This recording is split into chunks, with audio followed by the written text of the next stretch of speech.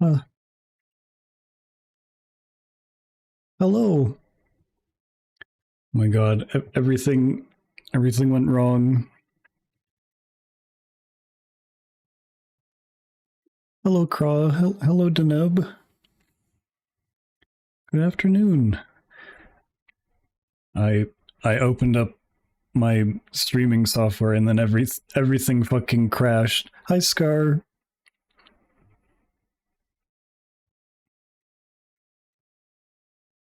I opened. I don't know what happened. I think it might have been OBS, but my computer blue screened. Hopefully that doesn't happen again. It said it was a memory issue.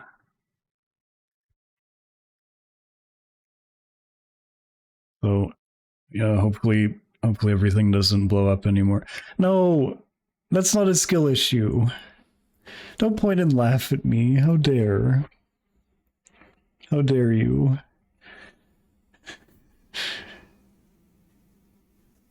I can't believe I let him convince me to add that emote as well.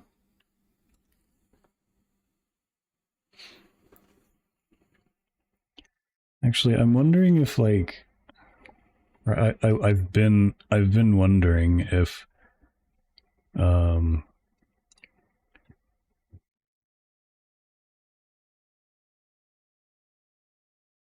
actually no, that's as big as I can make that, I think.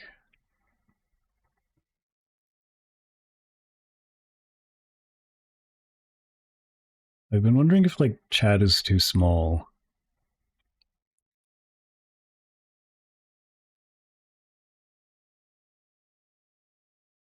Filters.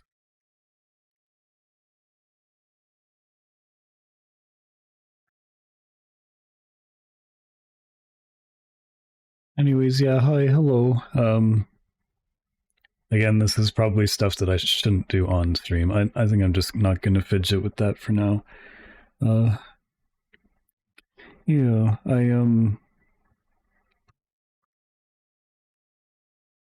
been a bit nervous about streaming. I'm not sure why. I've lately I've been sort of working on trying to improve things. My skill set. So I have a bunch of things that I need to like try out. Also, hopefully that seems to be okay. My voice, hopefully. Um, yeah, I've been observing better better artists than me, and DVD. Hello. There's something that I want to try. I want to try like I'm gonna I'm gonna try painting this. This might be a disaster. Oh, you did? I wait, did you post that anywhere? We love worm content.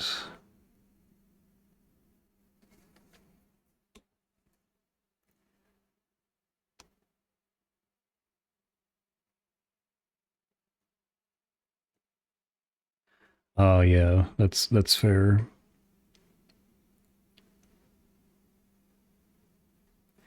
The Nvidia broadcast is not being very helpful here.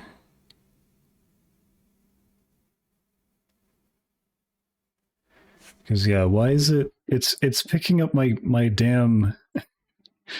I think I need to install fan control actually, because my fans are always like just running way too hard. I don't know. I wish that was just something that like it controlled on its own, but apparently not.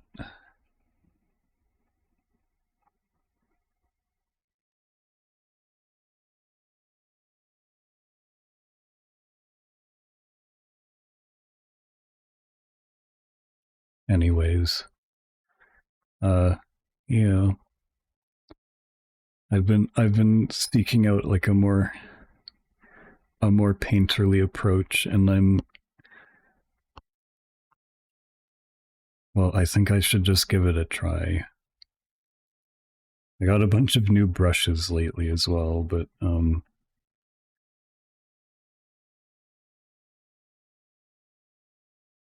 think it's more the concepts that are important.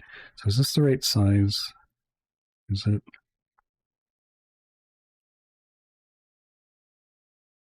Could be.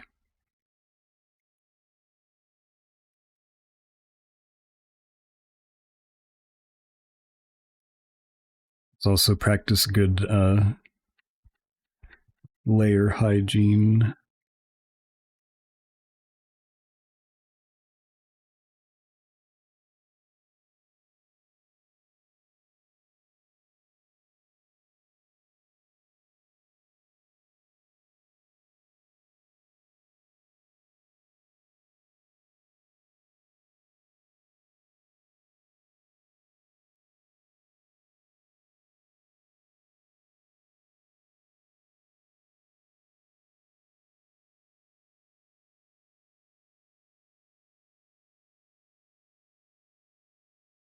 I think we want like a thinner line for the bottom so that it doesn't look like bags.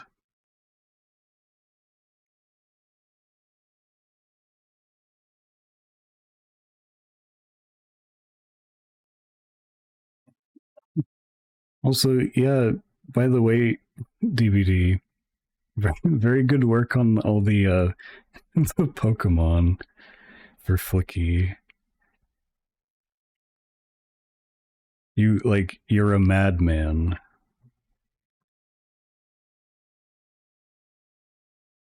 What I'll say.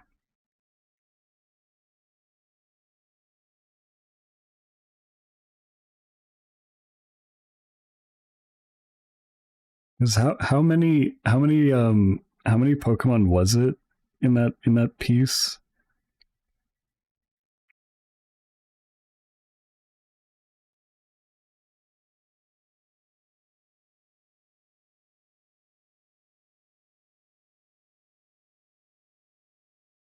It takes me like hours to draw like a single figure, and then you went and drew like 100.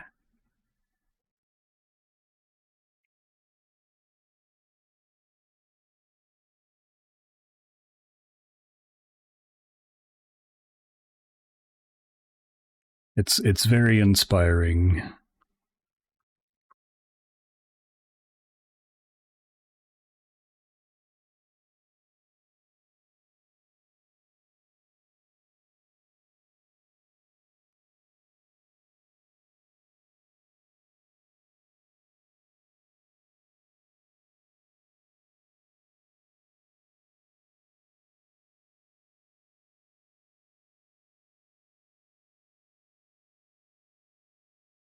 Another thing that I have to figure out is line weight.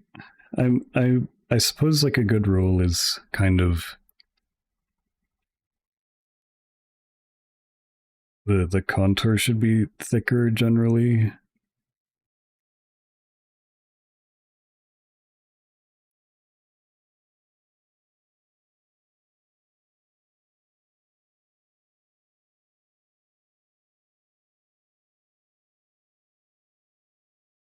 It's kind of a pressure sensitive brush as well.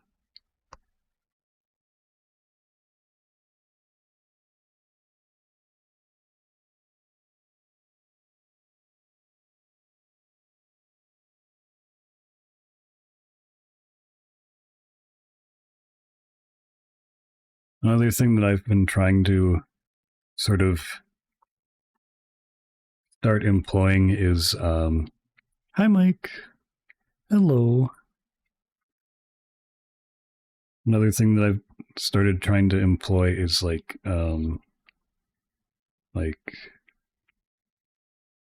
normally you just kind of draw the way that you hold the pencil while writing like that, but I've been trying to employ tilting the pen, because there's some brushes that make good use of that. Like there's one. God, I don't even know where I'm gonna find it. Where was it? No. Like some of them, it's very useful, like that. I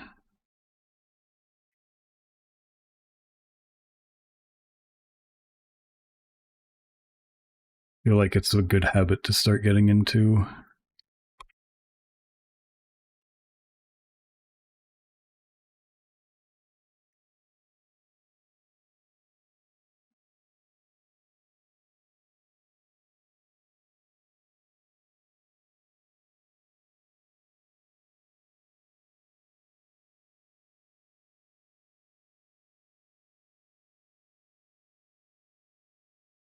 How's everyone doing though? I had the slowest week imaginable.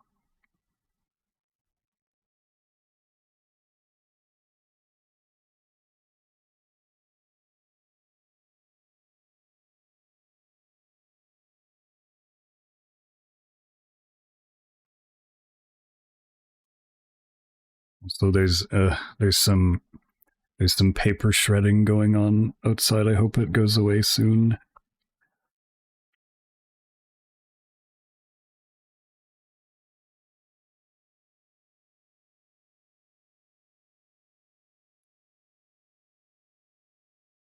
Oh yeah, you are mastering social media, Craw. It's been good to see. I like your drawings. I like seeing them. I'm I'm I'm glad that we I'm glad that we pressured you into posting.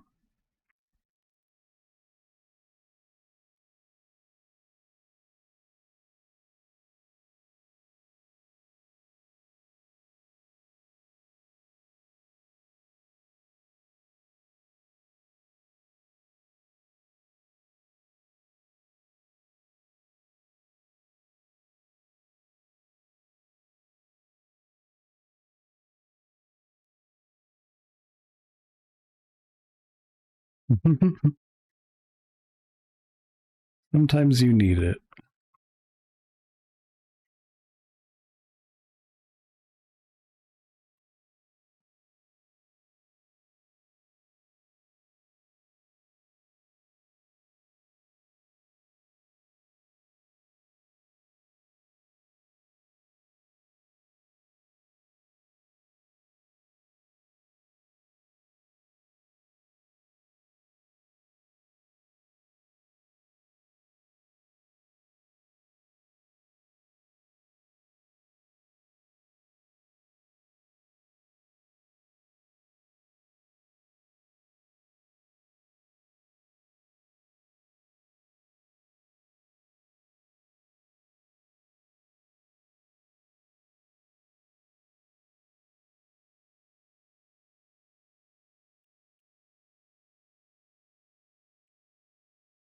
You know what? Maybe this should actually be thicker because there's like a slight overhang.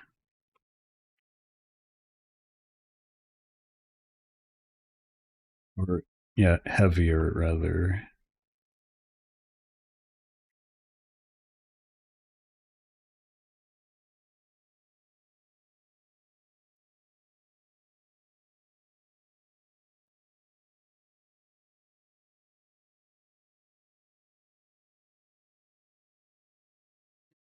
Another thing that I feel like I don't quite have the hang of. Well, don't phrase it like that. It requires intimate study. But something that I feel like I don't quite have a good grasp of yet is like being, I guess, deliberate with Mostly just strokes, I guess. Because if you look at someone who's like very good, you can sort of tell like, well, it's the same thing with like the concept behind like chicken scratching as well. It's like, you know, why do you need all these lines when you could just have like the one?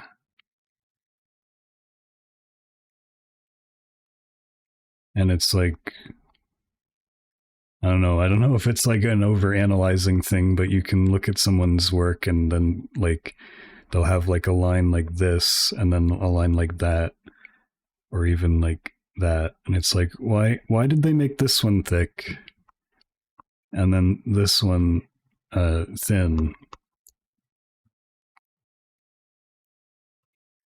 And if they've been like, if they have that mysterious power of having done this for a long time, you can sort of like read into, I guess, deliberate choices on their part. Because you can make sense of them, because like, yeah, why would one line be thinner than the other? It's to convey like, I guess, weight or some other je ne sais quoi. I hope that doesn't sound like pretentious.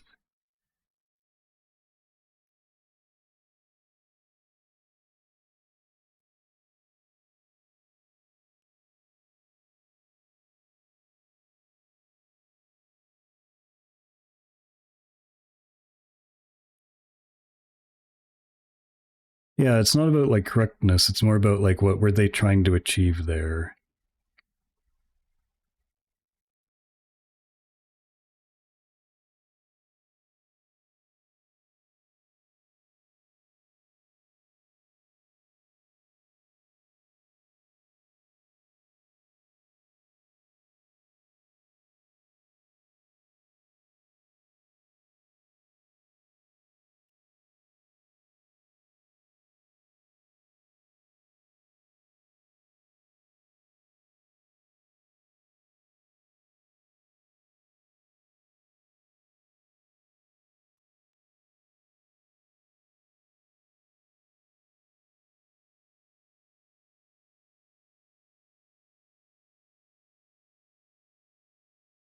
I guess all I'm trying to really go for is like being more thoughtful about that, I guess. Just trying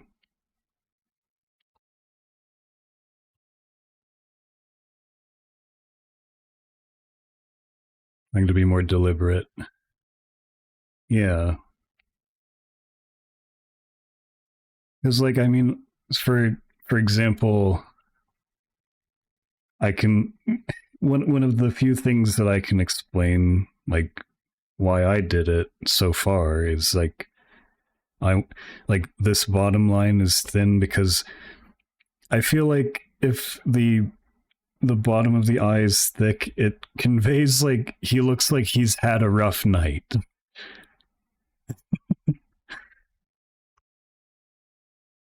Versus thickening it up, it looks very different.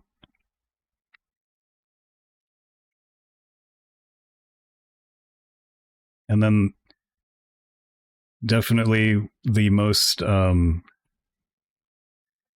mystifying sort of marks that I see like actual like painters make is again like the whole like,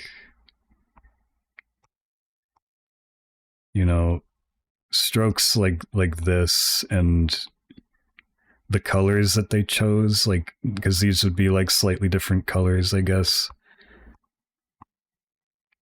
And I guess that's like that's that big scary color theory word, which I also don't really know. I mean, I like tried to like look up some videos on it in the past, and it I don't really remember anything from it aside from the basics, like the color wheel and how like the colors complement or contrast each other. Yeah, color theory is very menacing.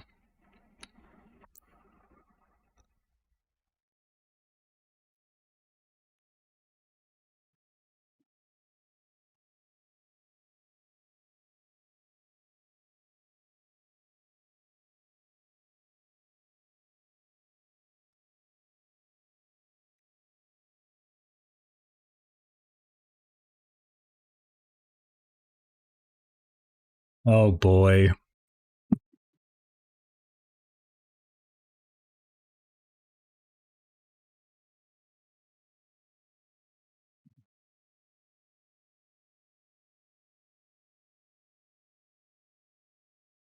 Also,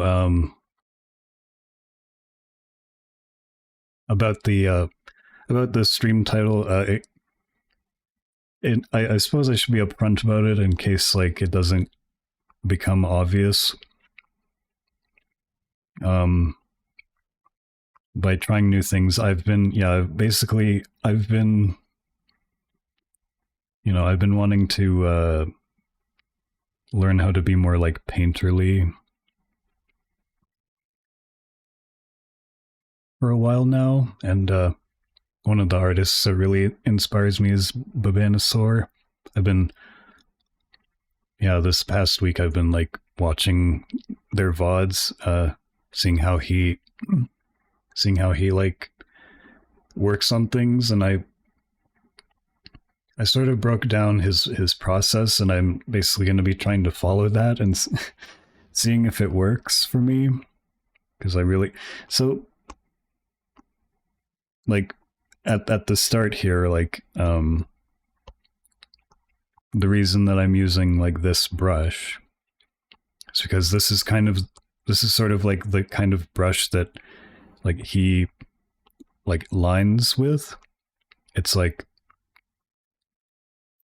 but he also uses CSP, which I'm jealous of because I think CSP has a very smart like algorithm for like the automatic selection, like this is the like magic wand basically in Procreate. You just automatic select and then it's the magic wand tool. But I believe in CSP, it has a very smart sort of algorithm because it it can select even if there's like gaps, like just very small gaps, like this. So let's try this. So I just want to select in here. Nope, it selects everything. But I think in CSP it would see that there's just a single space there, and it would be like, oh, you meant to select what's in here, so we're gonna, yeah. And I don't think,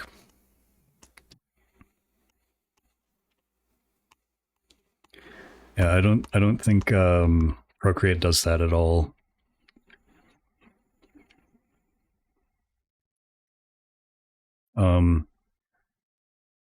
Which is basically the reason why that's important is because they'll like line the sketch all sort of like this, and then like within like a second they'll just select outside, invert, fill in with gray in the middle, and then they have the mask, like the clipping mask, and it's like that makes it really fast, and then you can just keep going.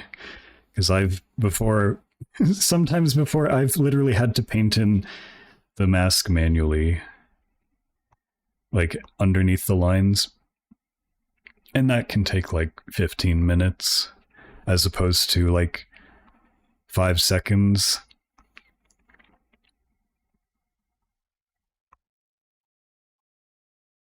But yeah, he lines his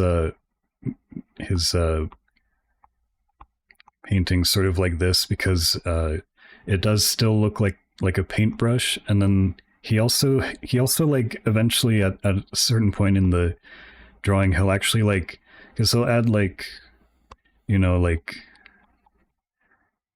like accent sort of lines like that. He'll like blend them out with like a just with like a little blending brush. Like he doesn't what he doesn't do he really doesn't do like smooth blending at all. Like he wouldn't like if this is one color here and then this is the other color, he wouldn't like you know like blend them. Actually that's the smudge tool, but he wouldn't like do that at all. He has very like I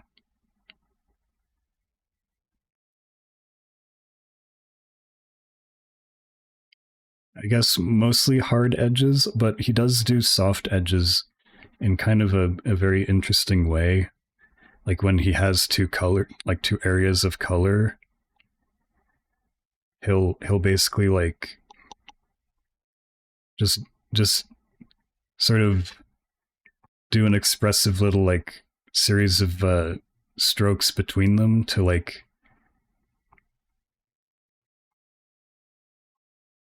when you like look at the whole thing, it sort of blends them together if you don't stare directly at it.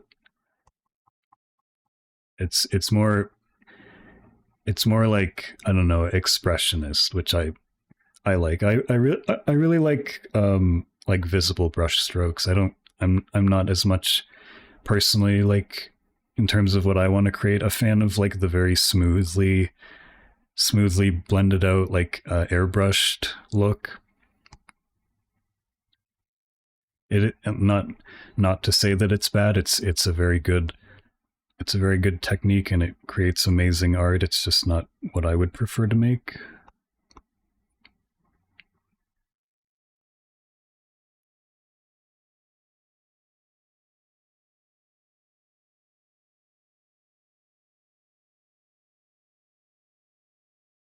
Yeah.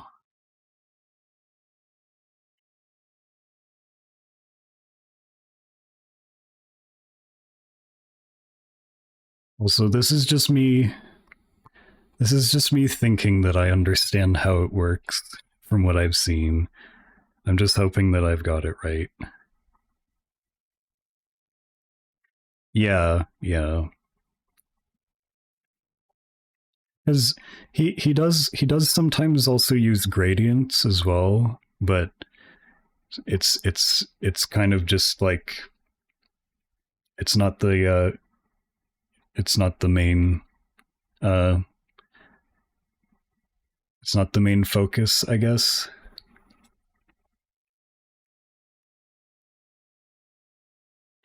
Because if you're uh because if you're going to be doing that, you just do it all over. You can't have some areas like smooth blended. But there's certain exceptions because I did see like he did a piece where he started out like once it was lined, he filled the entire thing with like one color, and then he like used the gradient tool on the whole thing, like from the bottom. So like the lighter color was like down here and fading up, and then he painted as normal, and it looked great.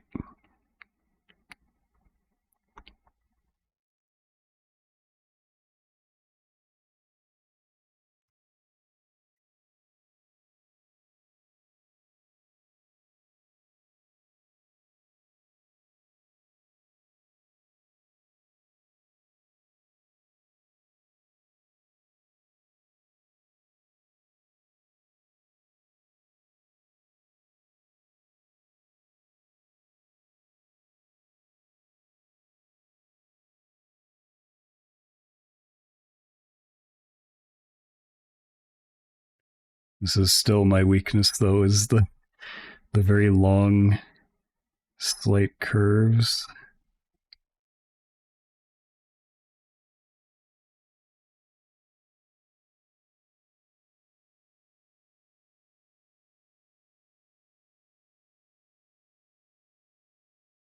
Trying my best.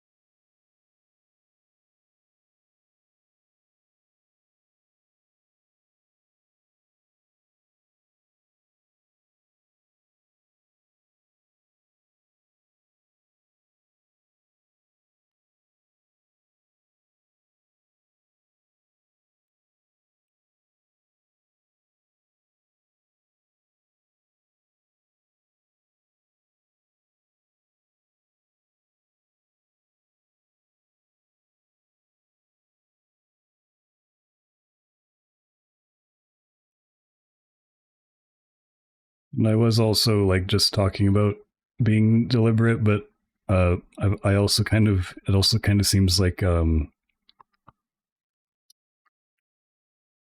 using a brush that has a lot of like texture and sort of chaos and irregularity to it can lead to some happy accidents, as Bob Ross calls them.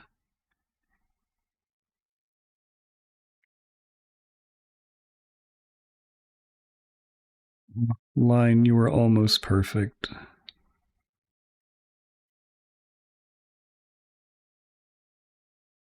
Okay, there we go.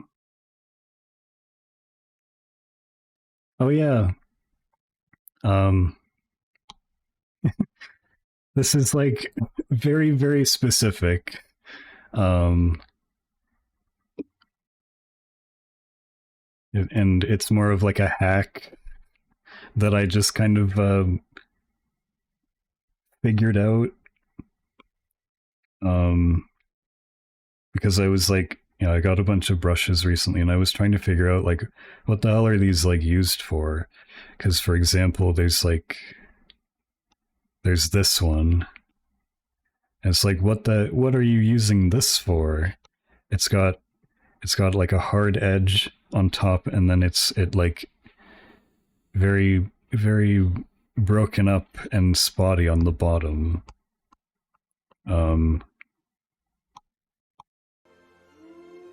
But what? Oh no. Flicky, what are you doing here? Hello, everyone. Flicky, thank you. Oh my goodness, thanks for the raid. Hello, Salty. Hi, Armadillo. Hi, Hick. Hi, Hick. Hi, Capgun. Hi, Cass. Oh my god. Hi, hi, hi, Salty.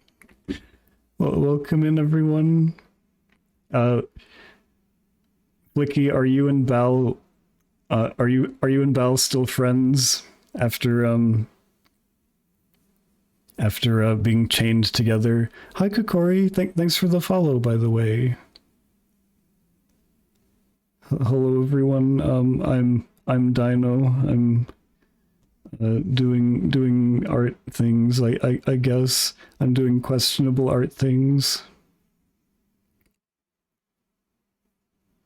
Thank you for dropping by.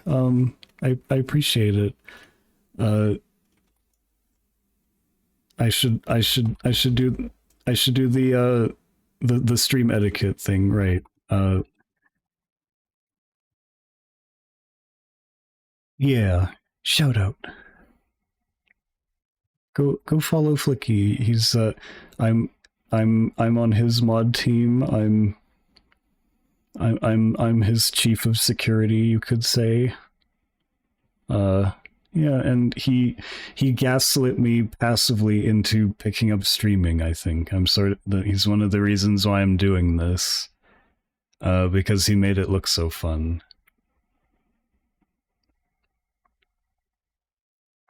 Yeah, hello everyone. How are you all doing?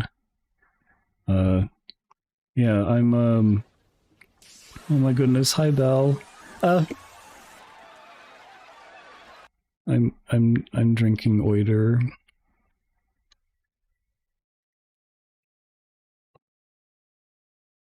Oh, what the heck? Well, I'm proud of you and Flicky for being such cool streamers and being so fun to watch. Yeah. Uh, well, I think they're a bit early for you, Scar, but yeah, Belbler's been. No, don't shout me out on my own stream. How dare you? Bel's been playing Everhood a little bit recently, and I'm excited to see more because, yeah, Scar got me to play that. I think last year, and it was a bit frustrating, but I really loved it in the end. Um, oh yeah, I was gonna say. Uh, I was just gonna show off this little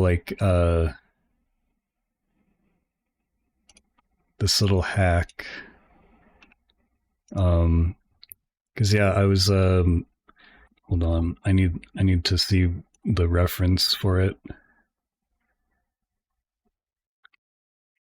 Oh god, this web page is so slow. Okay, never mind. We're just gonna wing it. But yeah, it's sort of like a hack basically, because like it's a very specific use for this brush that I noticed that I realized is just wait for it. Let's see if I can pull this off.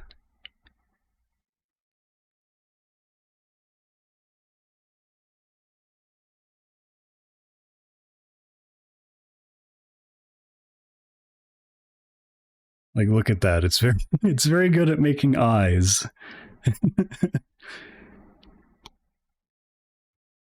And then you just kind of like thicken this up a bit.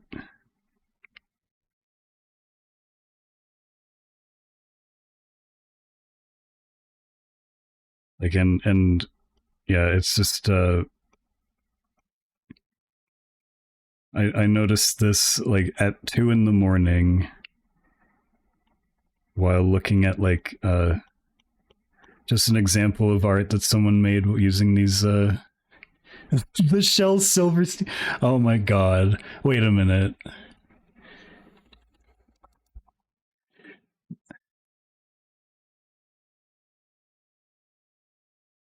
I remember these books. Like, why is there? Oh my god. Oh sure, yeah, yeah. I yeah. Again, this it's but I think it at least provides like a good example as to how useful or what kind of uses this brush could be for. So like yeah, you just kind of draw the this is like the this is like this was like a drawing of an eagle, I think.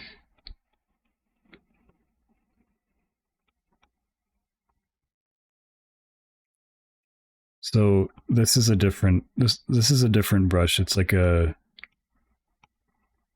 um oops.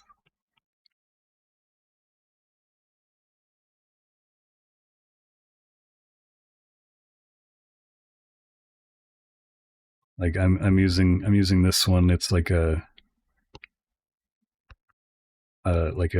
sort of like an inky like well, it's hard to describe what this is because it's almost honestly it's almost like a palette knife. But then there's like this weird one. Um, and it's because there's a bunch of them in this like pack. Like the first one, like they're all the same sort of idea, but this one is like it's got the hard edge on both sides, and then it's like sort of like all spotty in the middle. And it's like it's really like I thought these were really strange at first. It's like, what would you use this for? But then I noticed that you so you do that, and then you literally just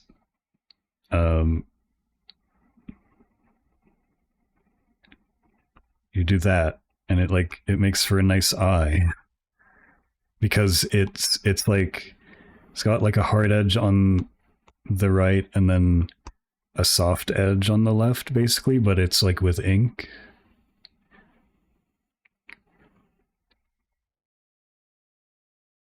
Yeah. But again, beyond that, hi and Bigo.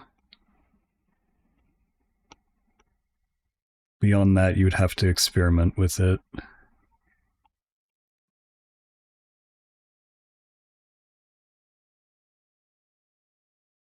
Yeah, it would be good for like it's sort of like it's almost like a print like a printmaking effect, because like I know from experience, like in like with copper plate, for example, you can't really do like you can't really do like midtones, like you can't really do midtones like this in like printmaking very well, because you're making like holes in the plate, so it's either there's going to be ink there or there's not going to be ink there.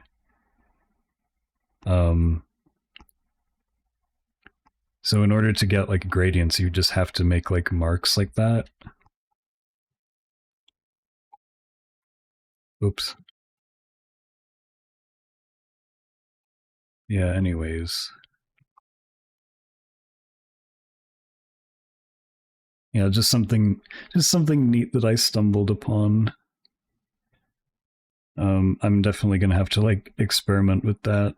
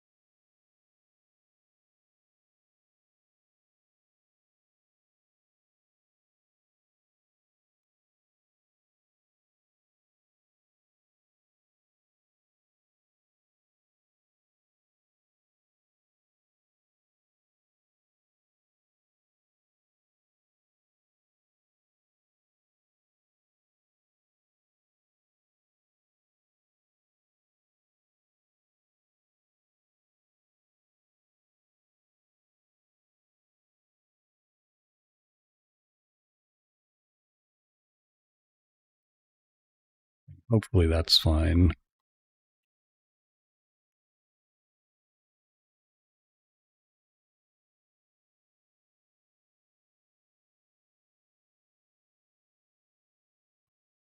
This this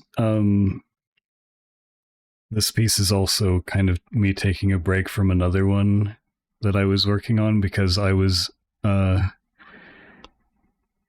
lining it with this brush, and I realized that I kind of painted myself into a corner a bit, lining it. I might have to just restart the lining using the one that I'm using right now, because like although this one is interesting, it's really hard to get like it's been very slow because it's hard to like not go crazy with the texture on it, like the broken up look. Like it's too many holes, I think, for me.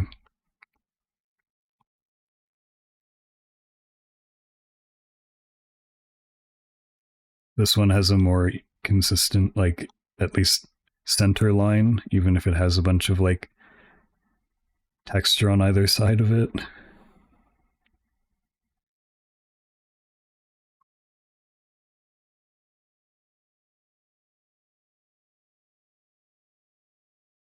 Like it doesn't really break up.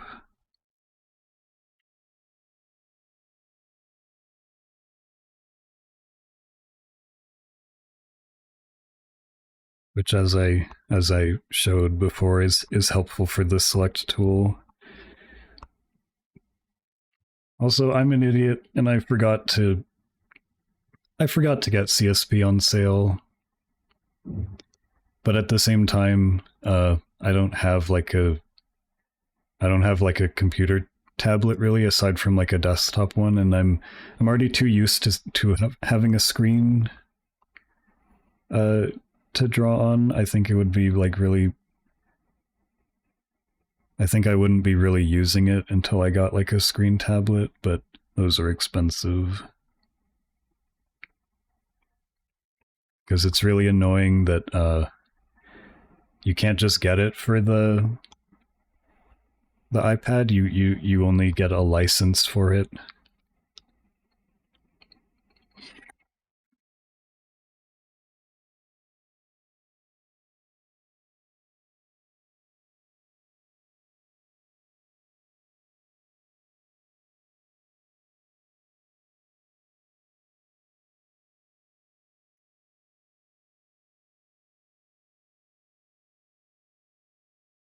You have CSP. They came out with the fourth one lately, which is why they. Oh yeah, I was using Krita before. Um,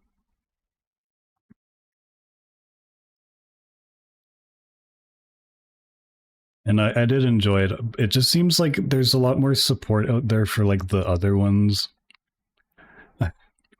which is kind of a shame. Like CSP, and the worst one is Photoshop. I really don't like Photoshop being like industry standard for drawing, because that is not what Photoshop was made for. But everyone has like the most common one is like, oh, I'm making a drawing tutorial, a painting tutorial in Photoshop. But like Photoshop is for editing photos. That's what it was made for. That's what its strength is. It has the most capabilities with like altering photos, and it's really good at that. But people use it as a painting program. Well, sort of, Scar, because there's a lot of there were a lot of like actual like special like programs that were specialized in just like digital painting, but they kind of like in the like even in the 90s, like I was reading the blog where I sort of got these brushes from, or the guy who made these. Uh, and he has some posts on like some really cool and powerful painting programs that were out there, but have like in the far in the ancient internet past, but they've since been like absorbed by other companies and then discontinued.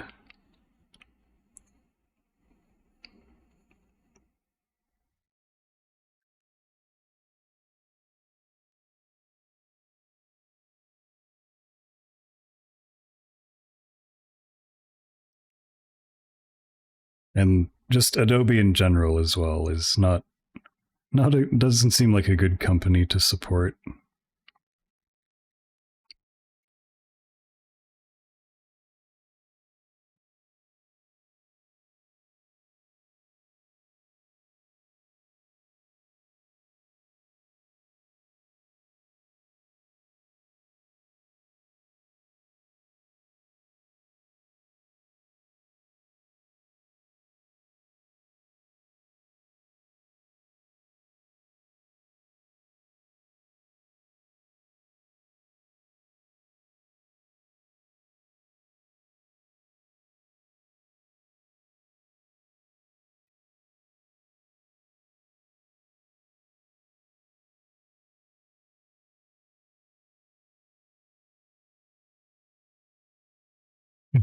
Oh yeah, Scar. Also, I was looking at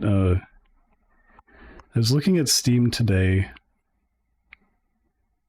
and I saw that I didn't know that there were like already like even before the pixel remasters of at least 3 and 4, there's like 3D remakes of them. But apparently, yeah, they were made in like 2014. And apparently just the pixel remaster gives more quality of life. They were on the DS. Wow.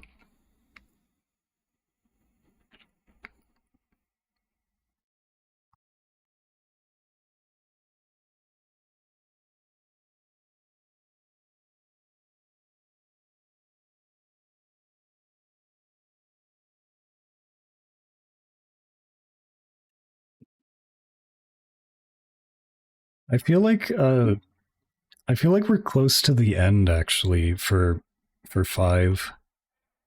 Um there are some there are still some things that I have to do um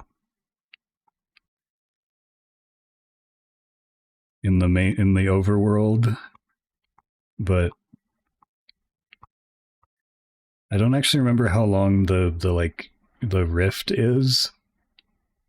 I feel like I could probably finish it in a stream, but I don't know if I'm going to be doing that today just because I want to work on this.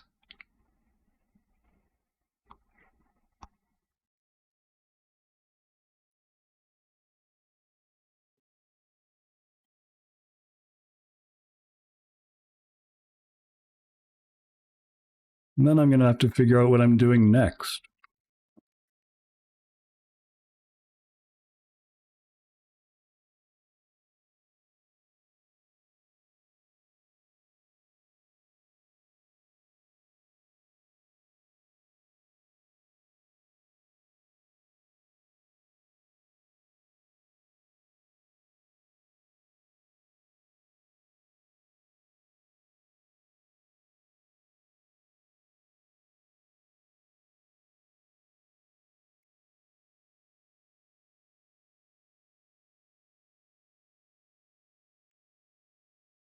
Yeah, I think the neck demands a stronger line like that.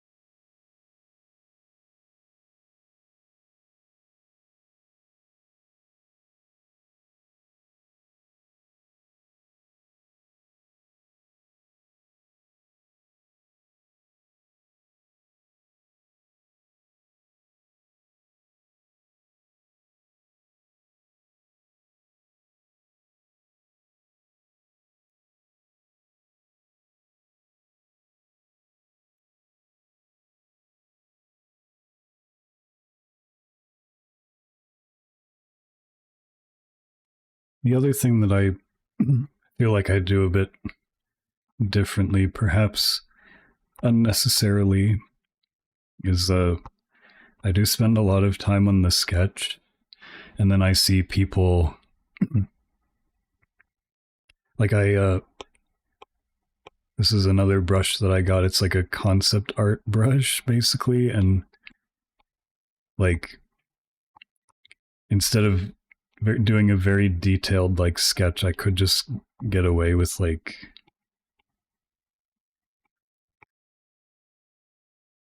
very quickly like yeah, using the chunky brush.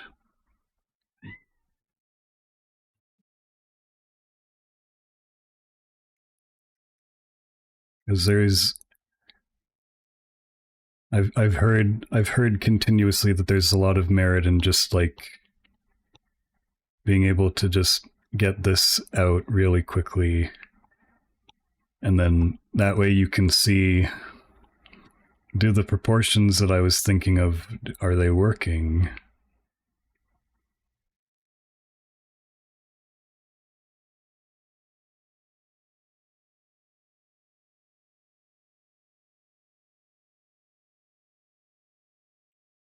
Definitely something I'm gonna try using in the future. Although, yeah, sometimes it's like hard to like even figure out like what you're doing. At least for me, because I still don't know like where I even sit on the aphantasia scale. Because I feel like sometimes I can envision things, but then sometimes when I start drawing, it's like it's just nothing. I can't see anything.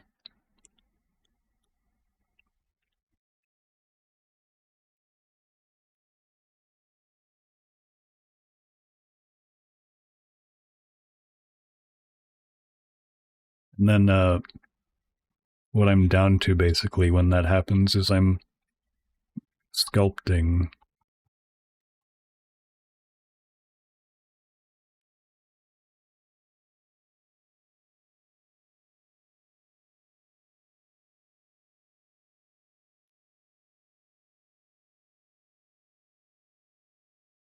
Just because sometimes reference is such a hassle, but that's not much of an excuse.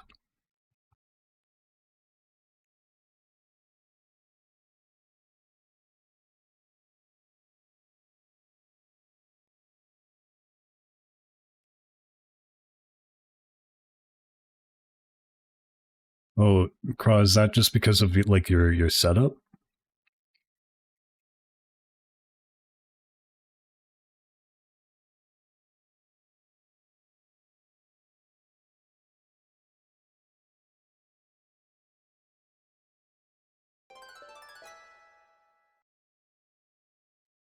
Hi, Locali, thanks for the follow.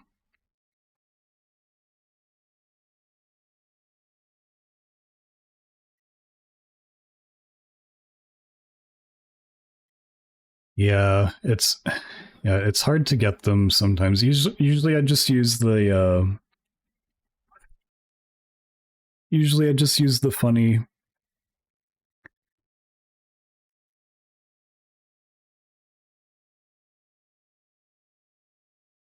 funny number website for references, but yeah, Google is not very good anymore.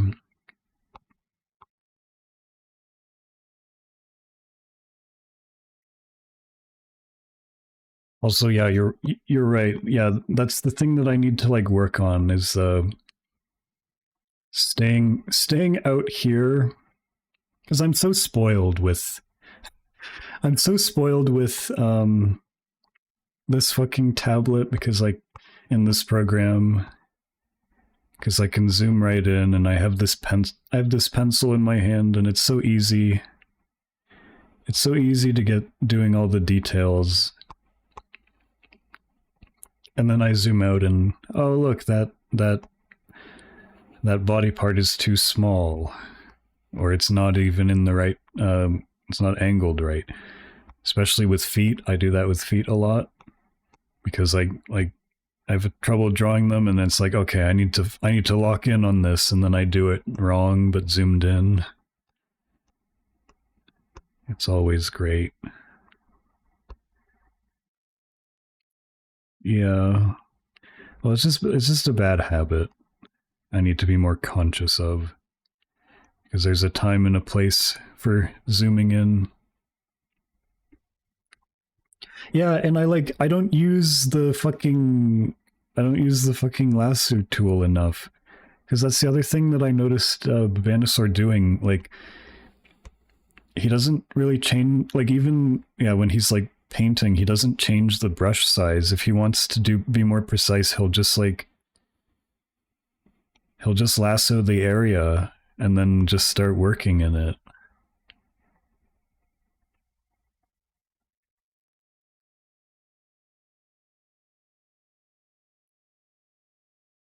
It's like I know that this is here. Oh wait, you can't see that. I know that it's here. I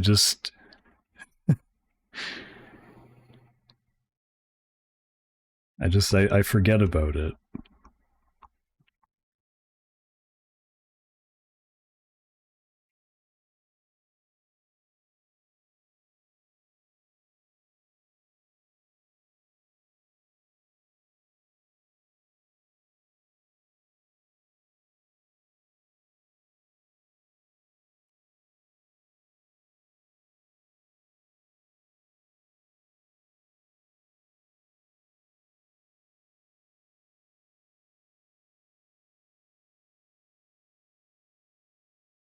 Well, have a good D&D, Scar. Thanks for hanging out. You get those enemies in the place that you're in with the character that you're playing. Yeah.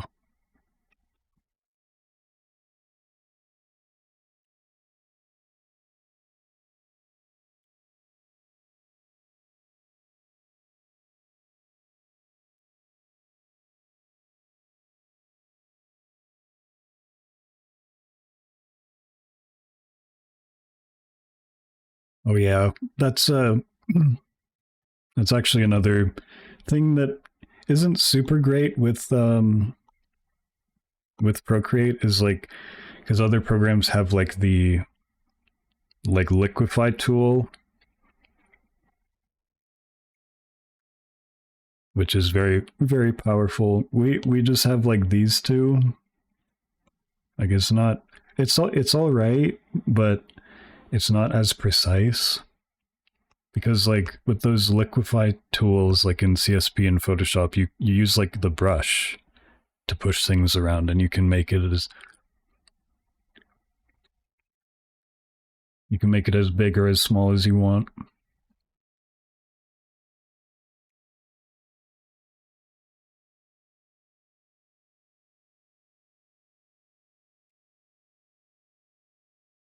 But it works well enough, at least for me.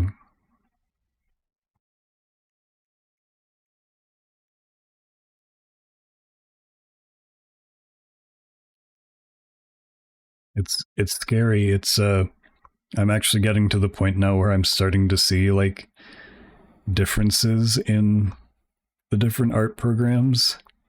Whereas before it was just like I have no idea how to use them anyways. I don't get what the difference is.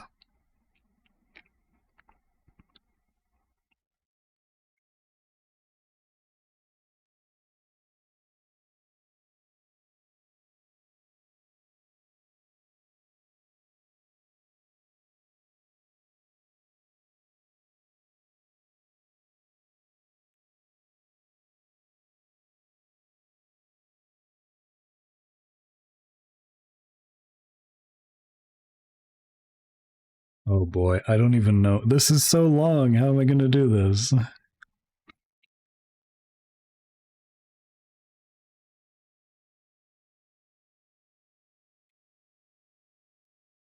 will have to split this up, I think. Hail ambition. Yeah.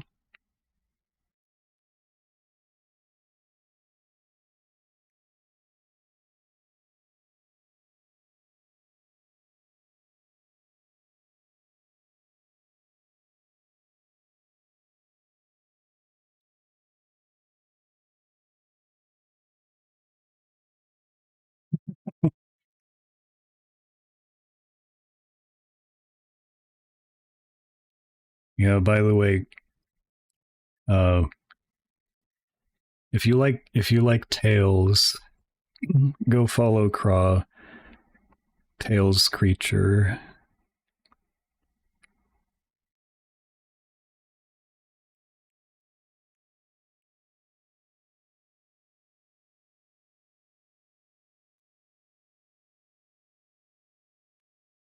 Tails Tails entity.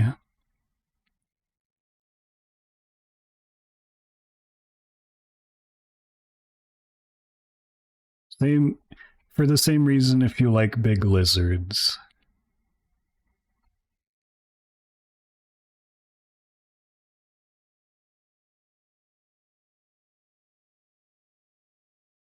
You know what? I think I can live with this.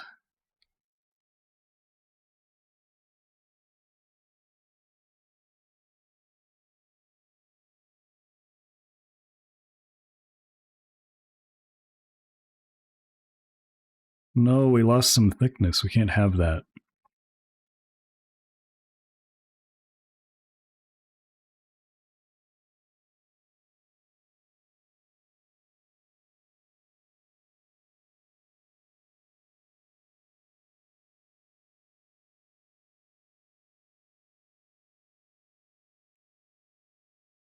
So yeah, I'm just noticing that the other merit to using a brush like this is that you can connect lines. You can connect lines really easily with it. It's a lot harder to tell as opposed to, say, like this one.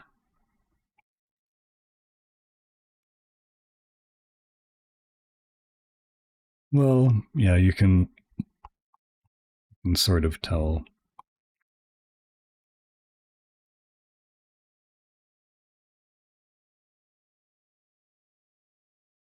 Well, what if more tail? I like was yeah, I like how much tail you gave that that that Brent sketch. Enormous tail.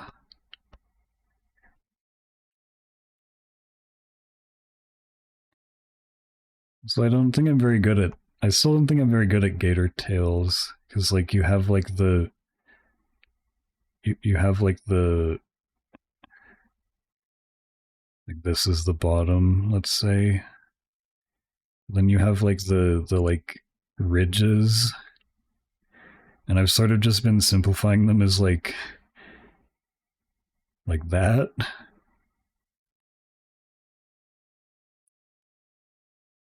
This is partly because of my my previous visual library of nail strips 3D model, because he basically has like he has them modeled as sort of like big like blocks like that.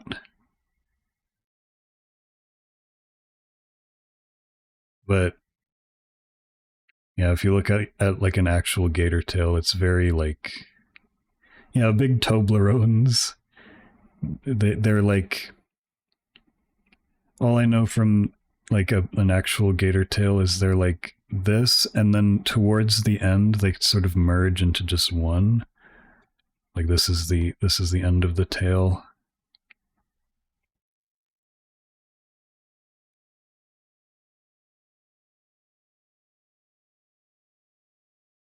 Like that, and then this is the top, like the middle. They sort of do that. That's really complicated, especially when it's curving all over the place.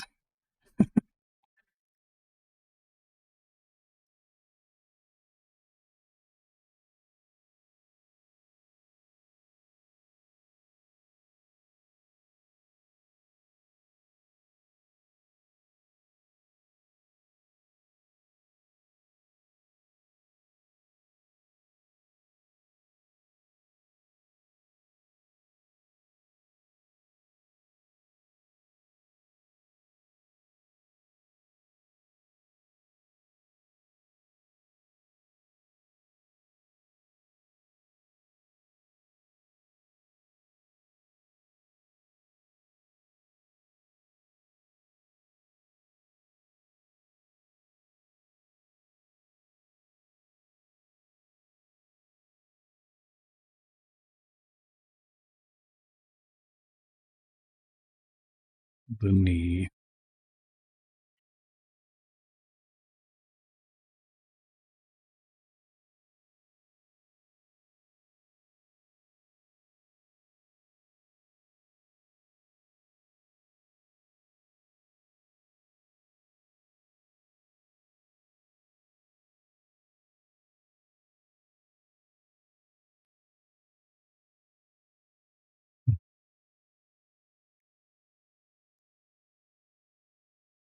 This is also kind of why I wish my hand was see-through, because it does feel kind of nice to draw lines like that, but the problem is I can't see where I'm going because my hand is in the way.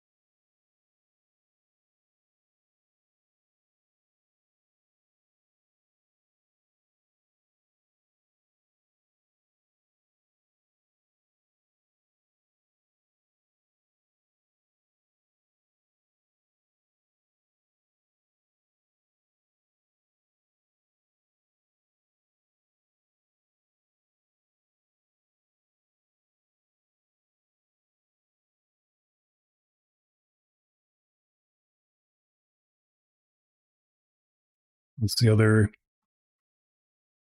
I guess, conscious choice I try to make for like line weight is like at least at the bottom of the feet it should be thicker, just because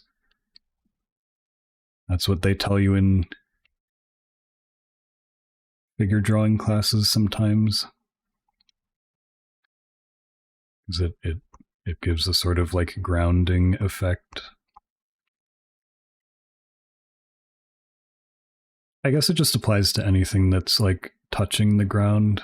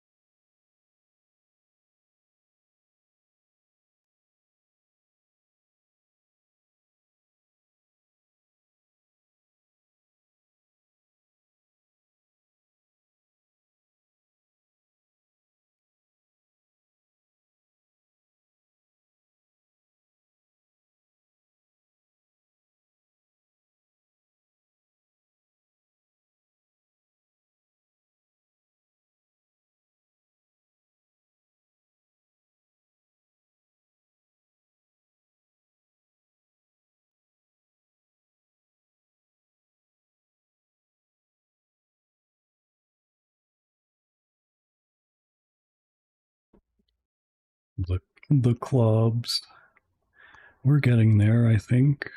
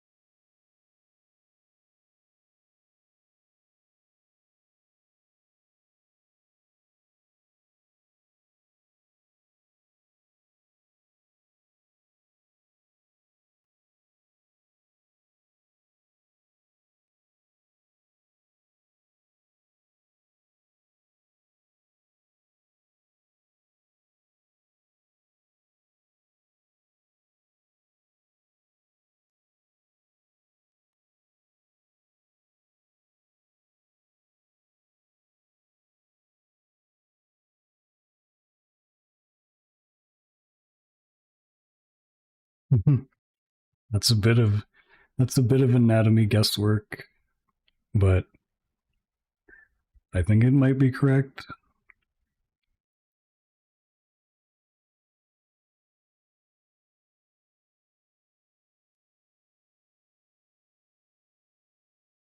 Still sometimes just rely on like a vague understanding of what things are supposed to look like.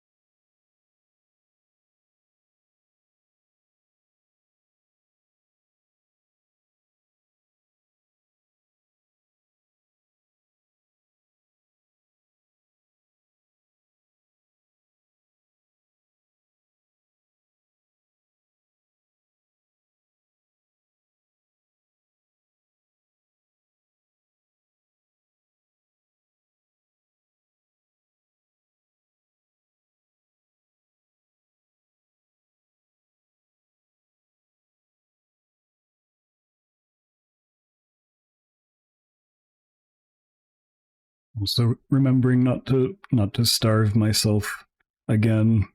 I'm snacking on ambrosia apple.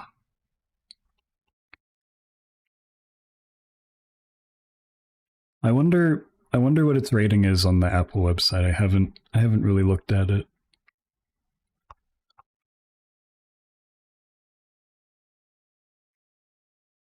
I hope it's favorable.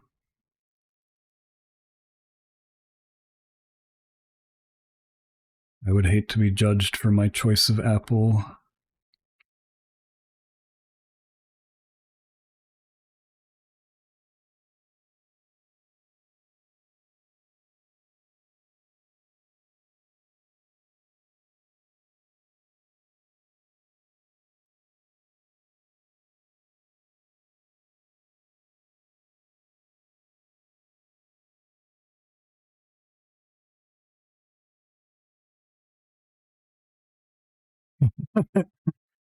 Oh my goodness, Flicky.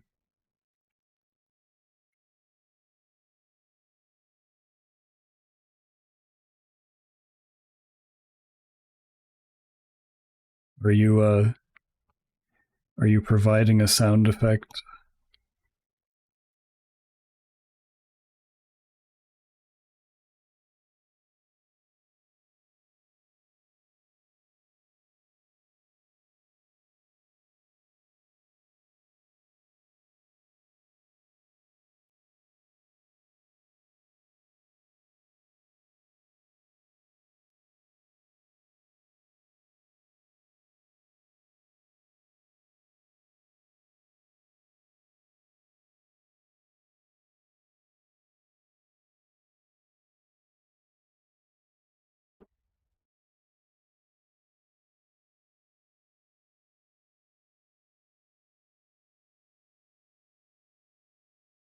Oh yeah, you're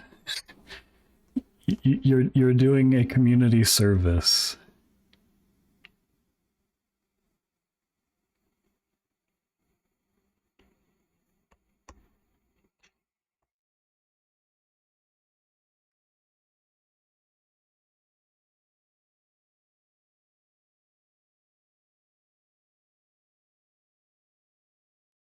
Also, I think I might have to unsimplify these claws. I'll see you, Belle. Thanks for stopping by. You have a good evening.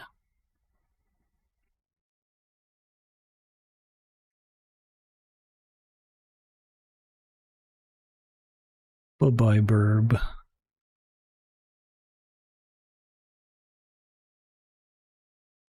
Where is where is this worm? There he is.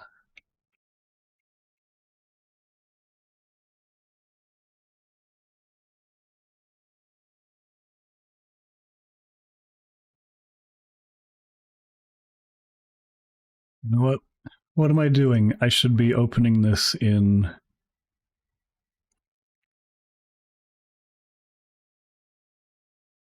Should be opening this in PureRef.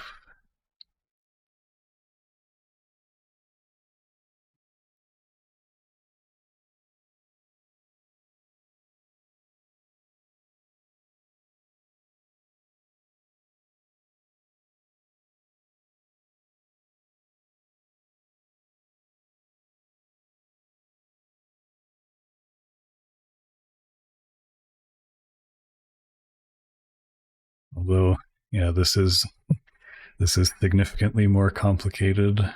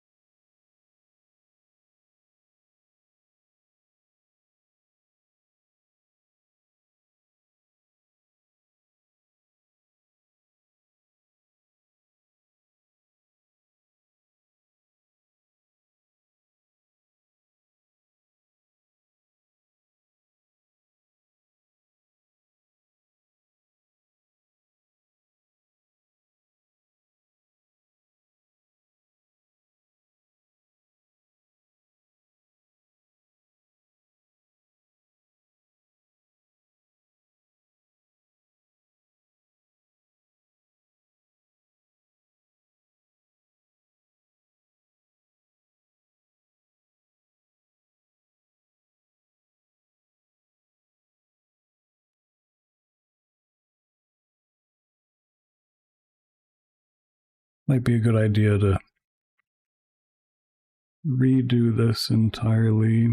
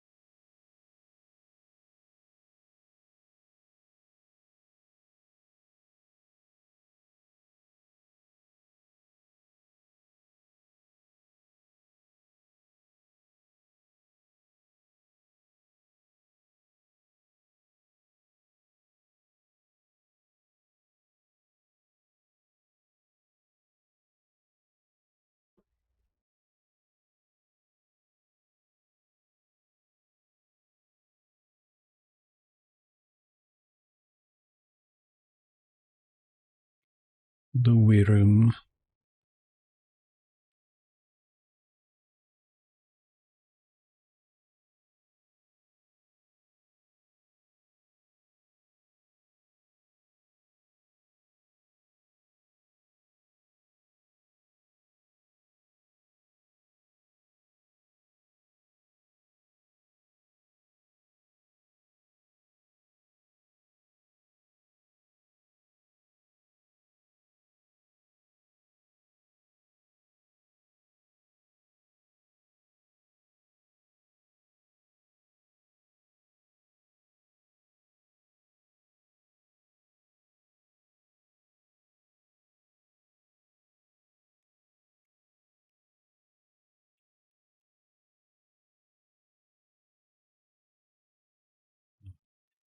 The the extremities remain difficult.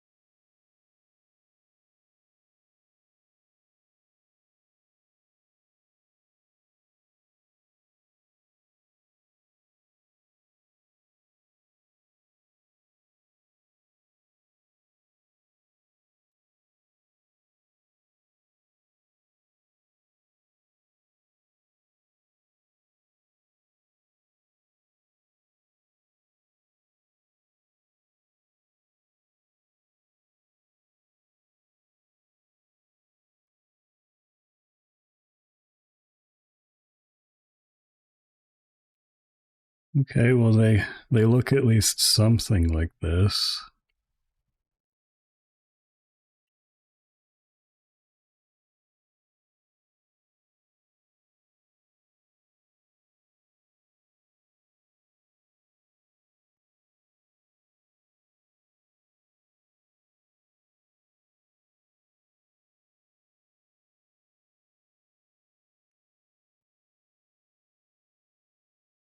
Yeah, maybe.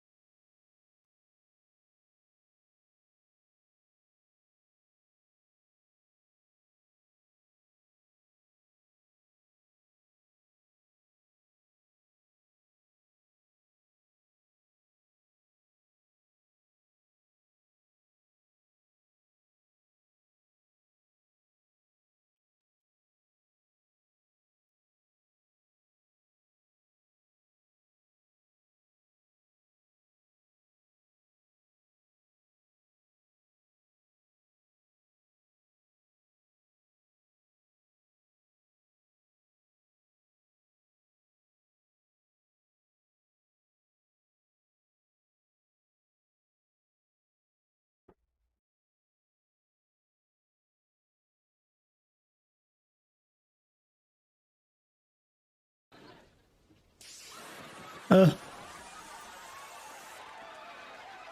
thank you, Rack. I will sippy.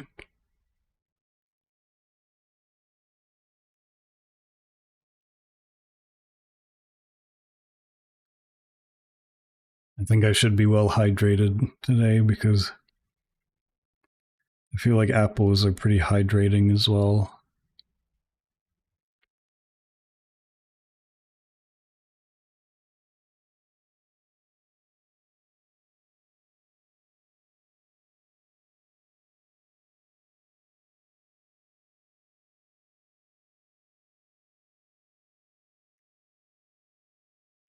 So hello, Rack. Good to see you.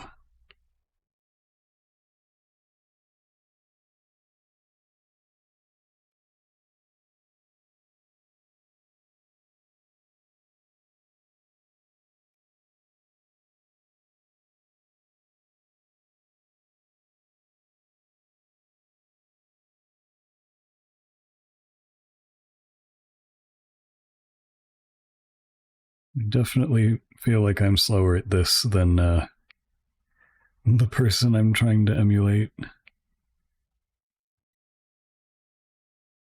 but that's fine.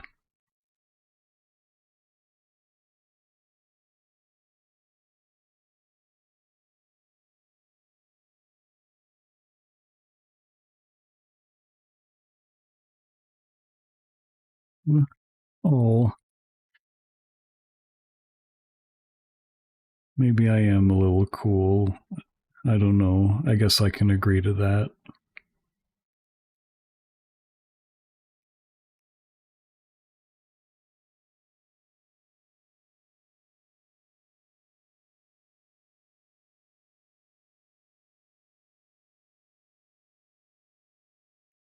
Perhaps. If you say so. Uh, uh, uh, uh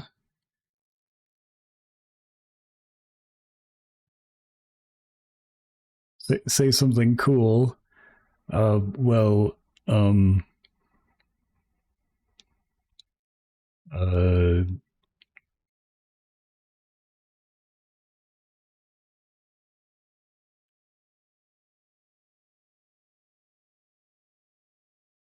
uh, better luck next time, kiddo. Wait, no, come back.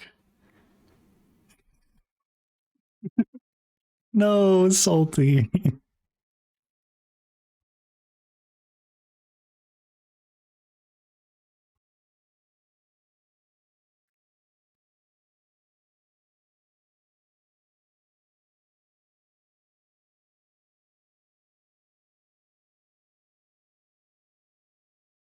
I can't believe he's gone.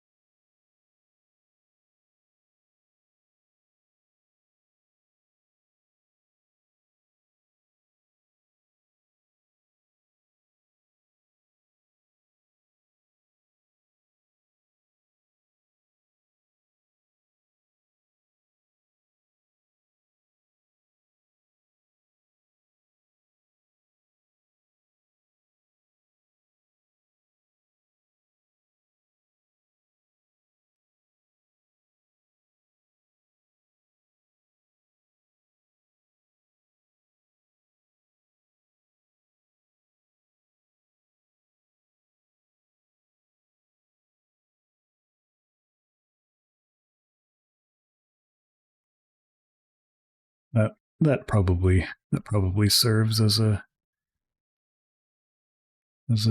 decent pub.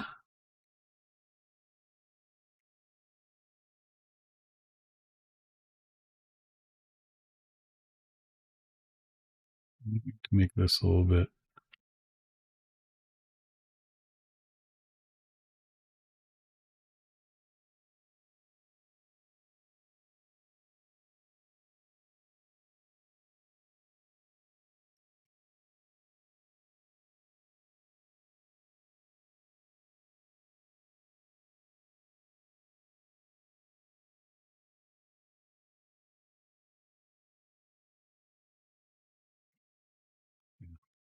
Always the spot I spend the most time on.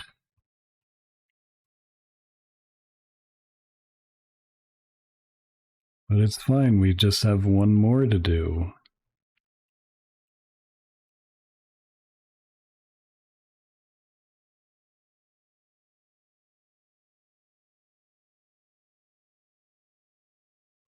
You know, you can't always get away with hiding them, and it's not good to do that.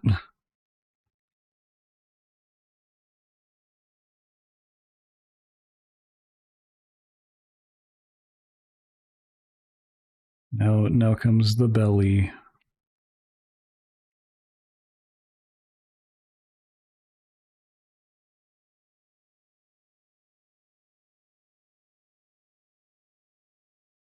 Belly.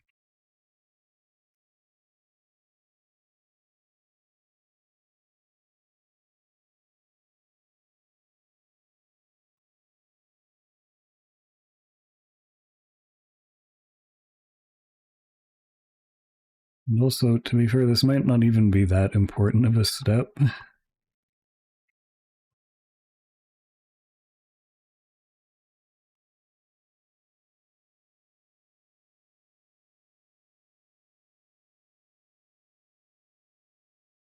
We'll see. These might even just get painted over anyways.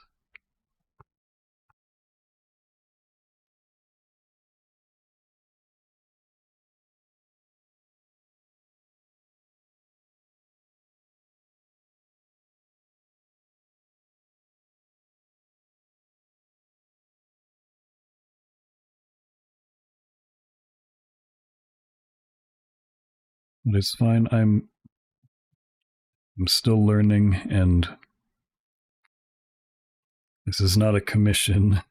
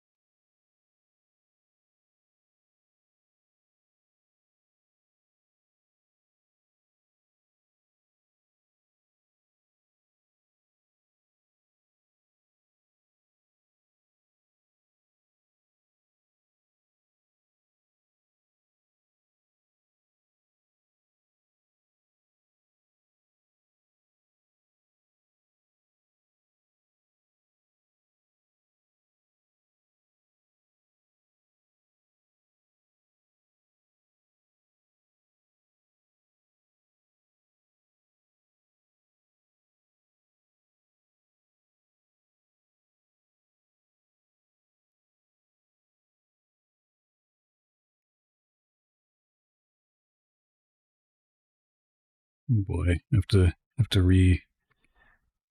replace this wrist.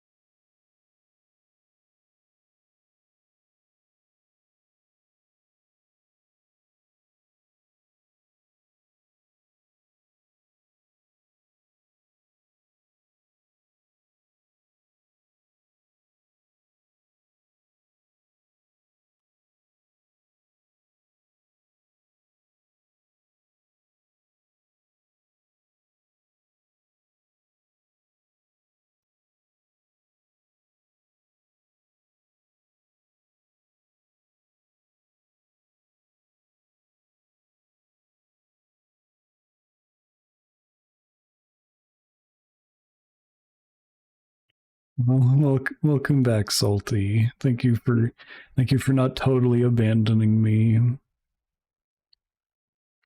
even if I blew it.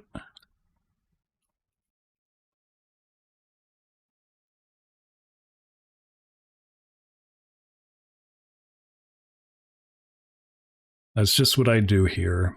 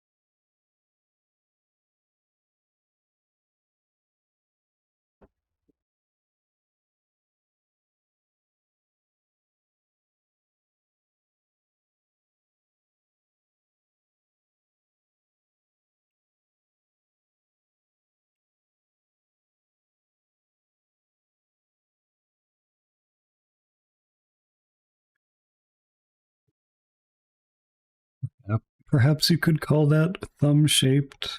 We'll see.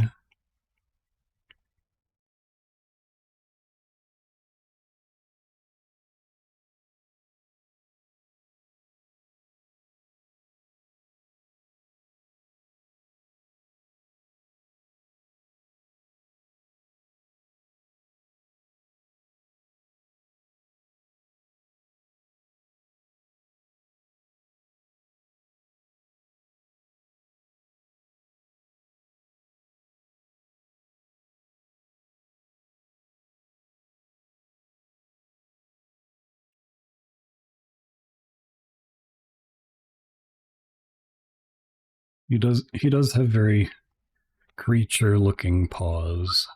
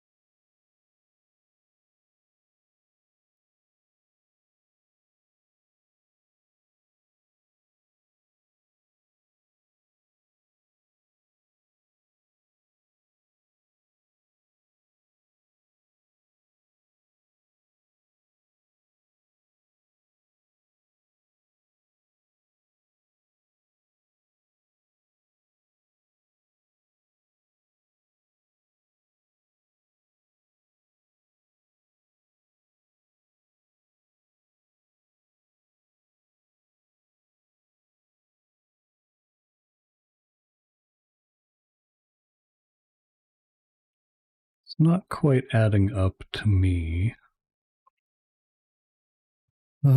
Prepare for the next, like, 45 minutes. Oh boy.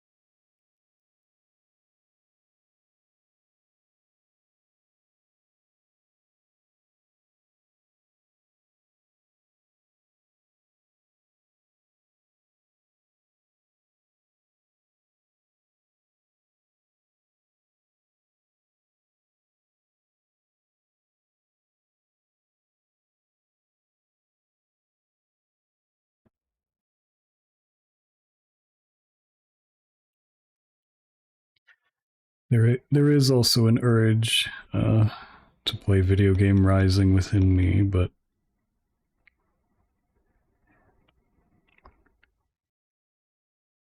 I need to be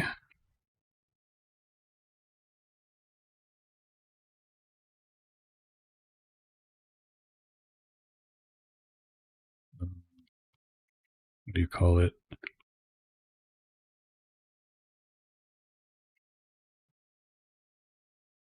True to myself, I guess. I need to finish this.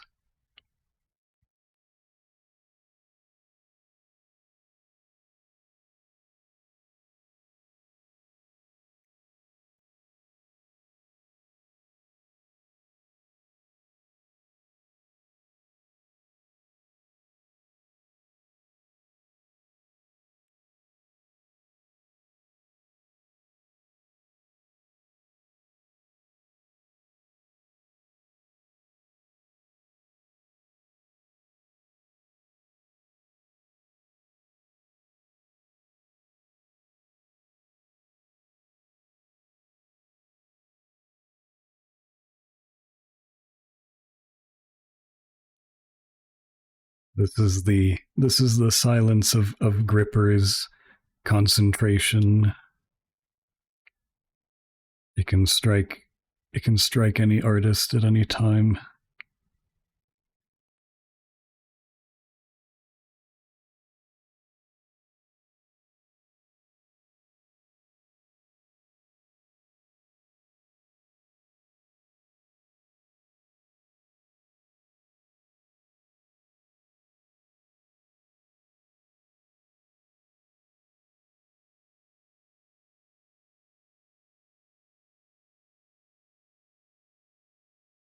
Yeah, somehow this is always a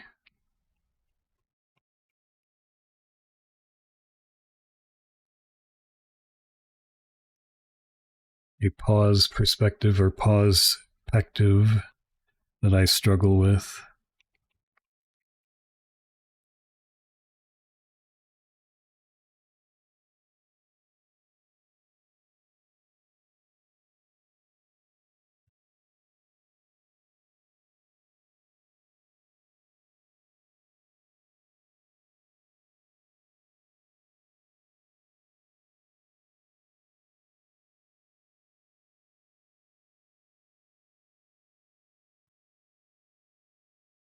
Just need to make sure that it's on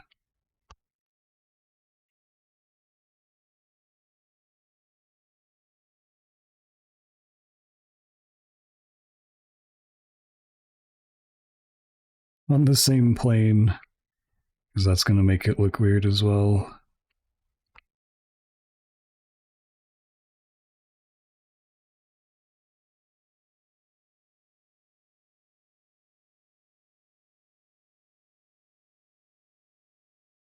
I think we're getting close, though. Science is getting close.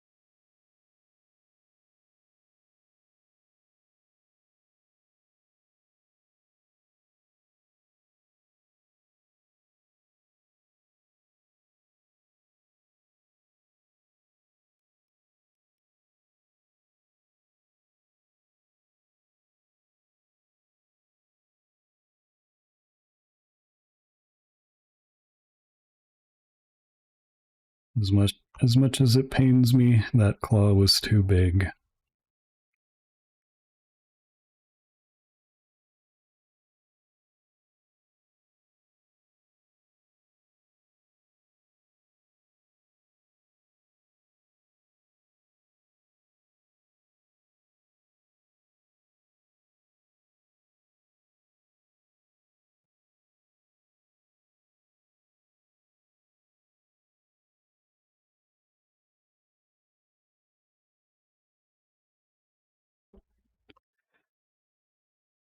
think we might have made it through. Oh,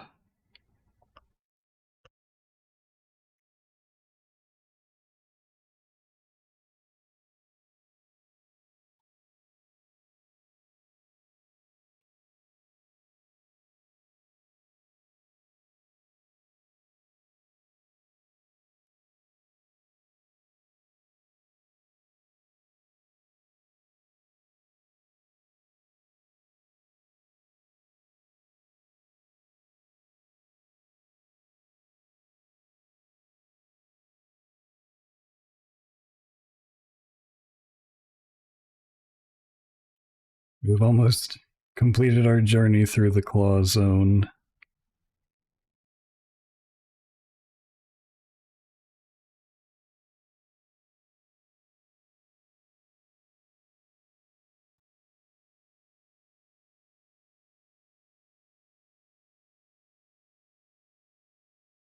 Oh no. And now we've entered the ran out of music zone.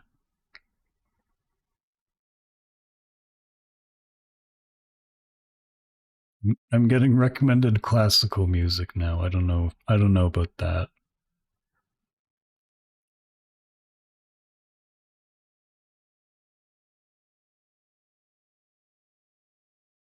'80s Tokyo.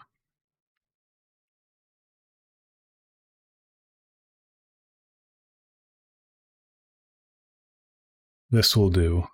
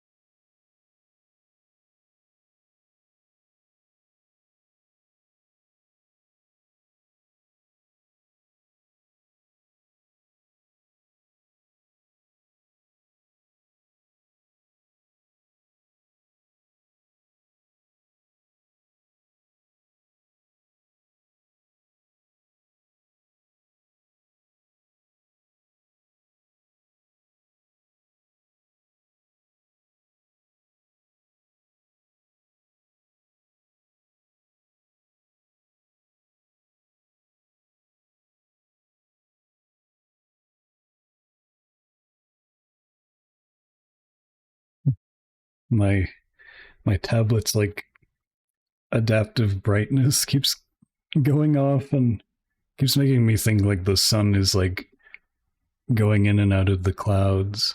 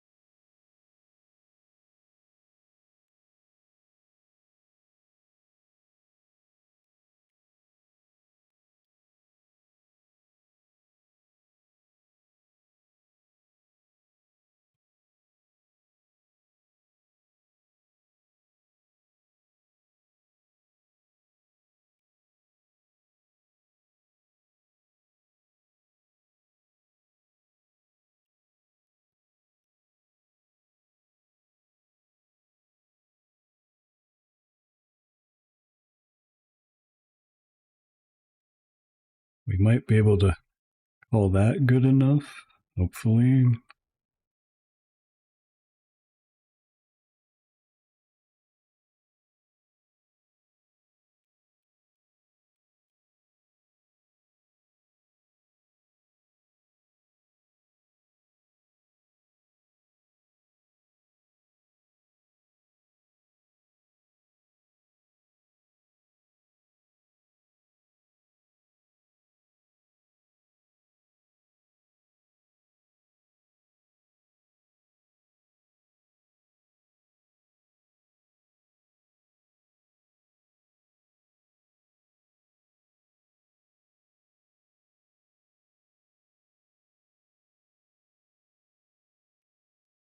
The thing is that I don't hate it. I guess that's all that matters.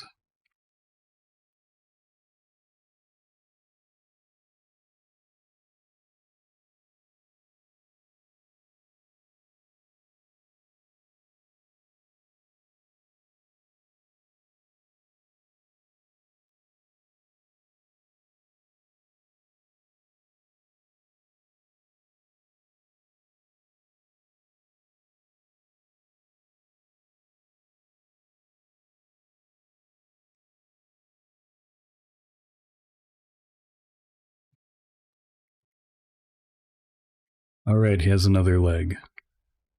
Let's not forget that.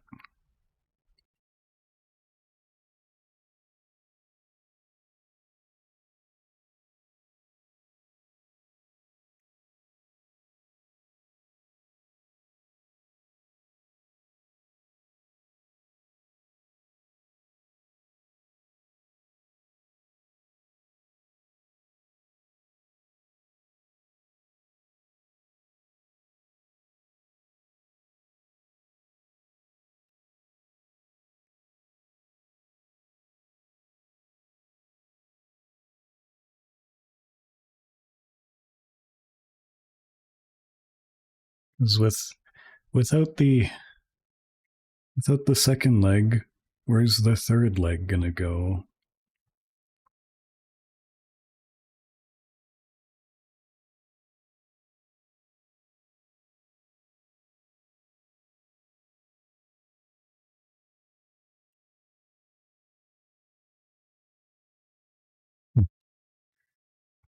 Hi, worm. Welcome in. Yeah, I may in fact be working on you again. Please forgive me.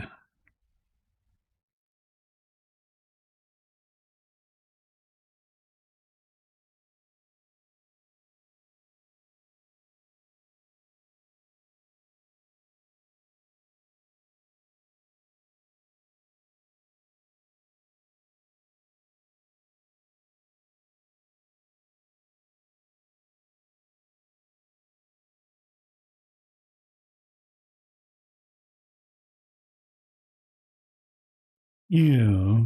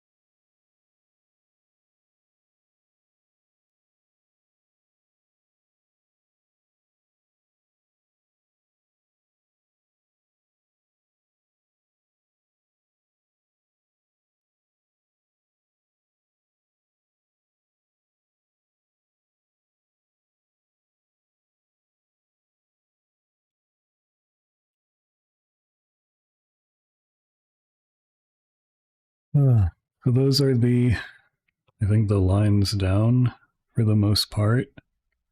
Um, Actually, there is some detail I could probably add.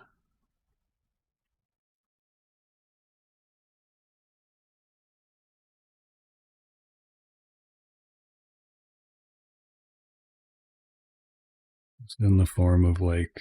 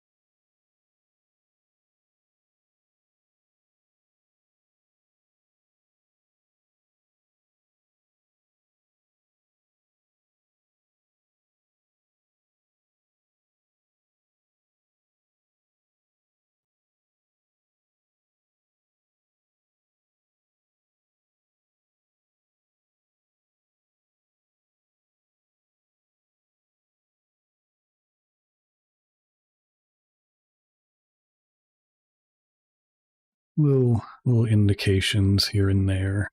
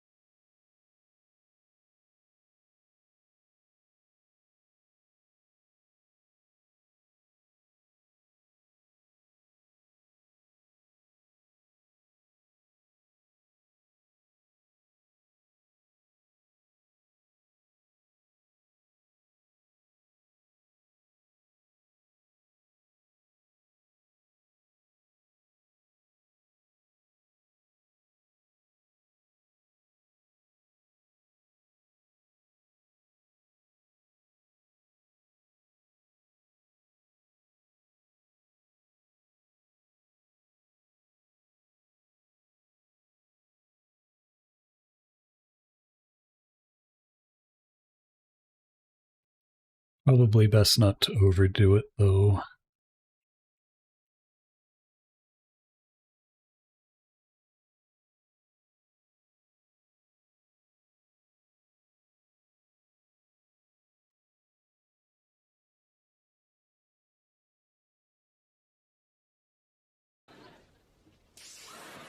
Uh,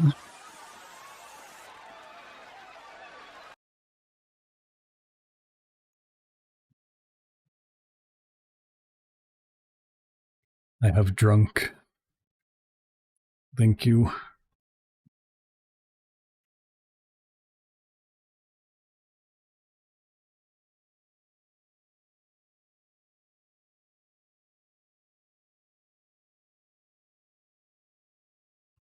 Now comes the fiddly part. Um, there is a hole. Okay. Damn it. Where is the hole? Well, there's one.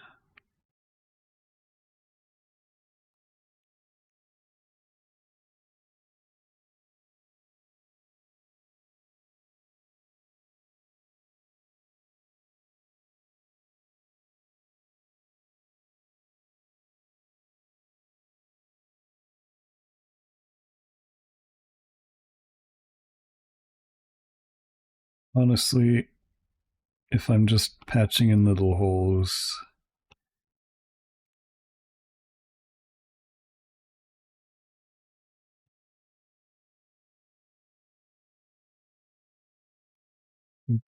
no, this one, just use that.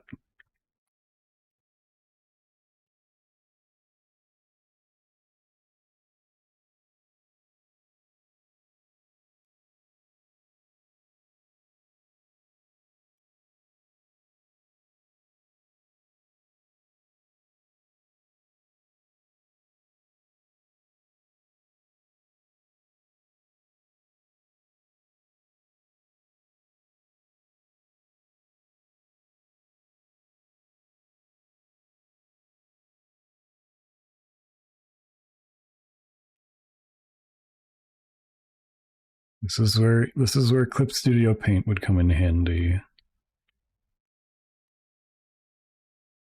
Because I feel like what I'm doing right now is like insane.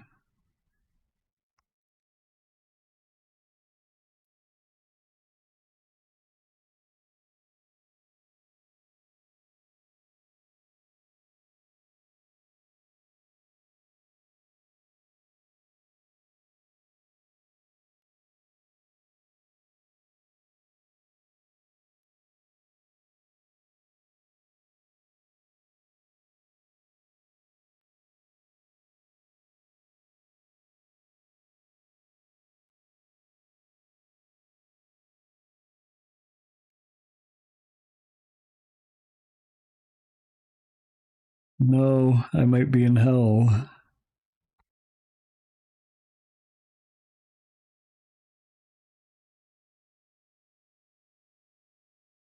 Yeah, it would be such a nice feature because I can change like the threshold. Oh, there we go.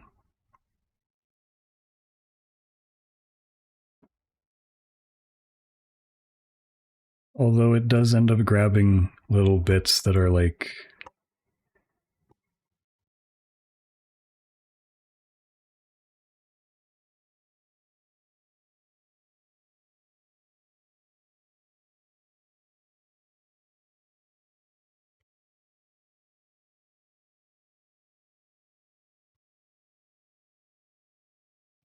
not part of it, like little.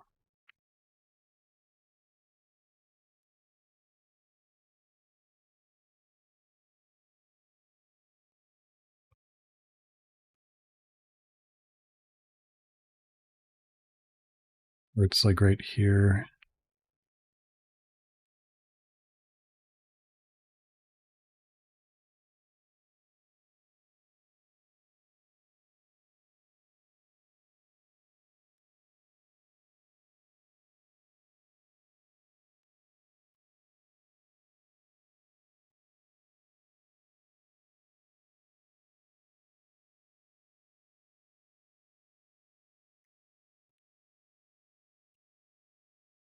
There we go.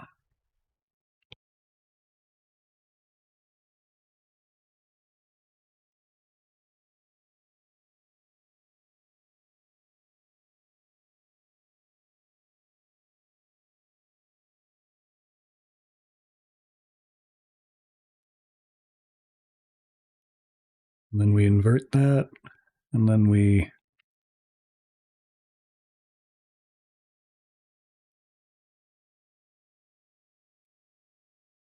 add a layer, fill it. There we go. Clipping mask.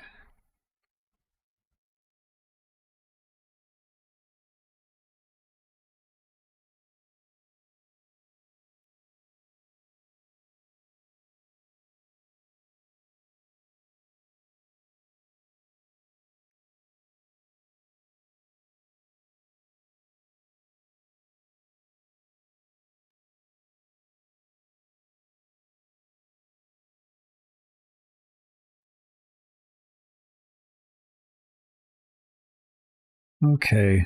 And then I think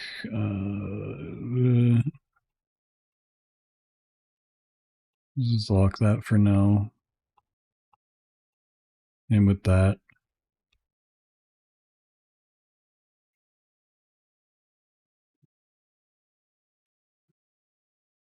oh, this might actually be the time where I go and make sure I have a.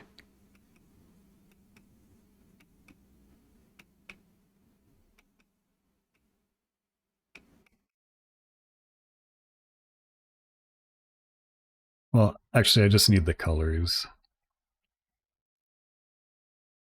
Hold on, I'm gonna grab the colors because I don't know what images are gonna pop up right here.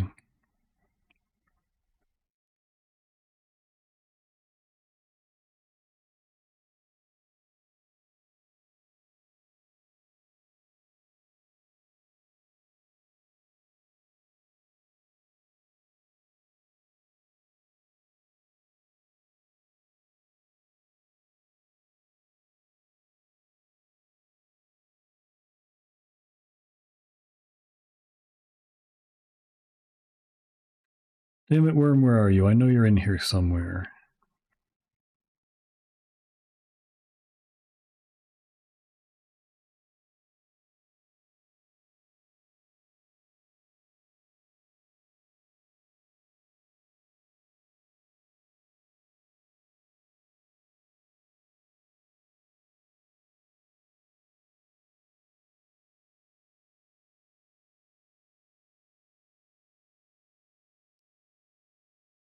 But, that doesn't have enough of your colors.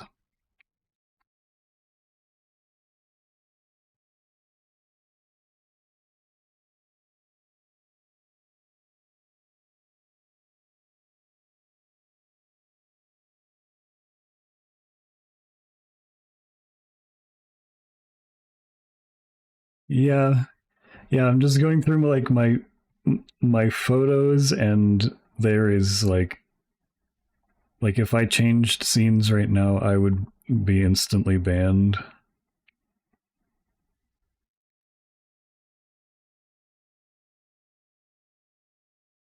I'm just going to now very carefully um,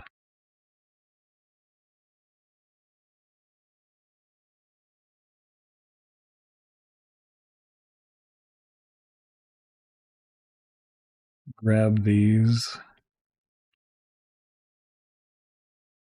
You know, this is not.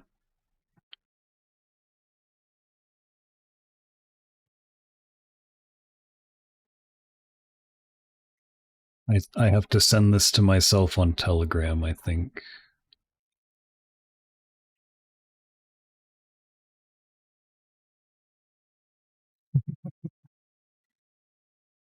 Yeah, this is a very dangerous game.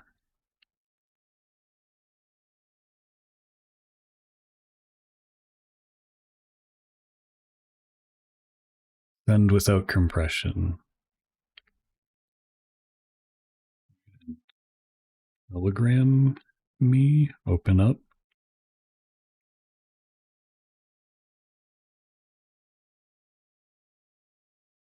Save image.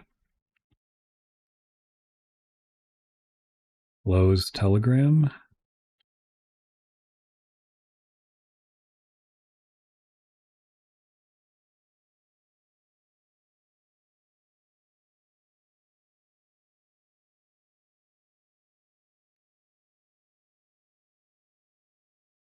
Pick color.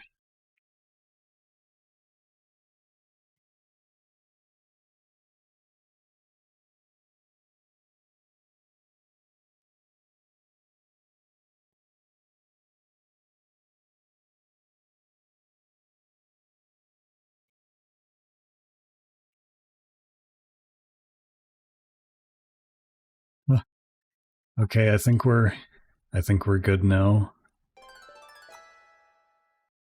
And Attack Dragon, thanks for the follow. Yeah, there we go. There's the colors. I got them.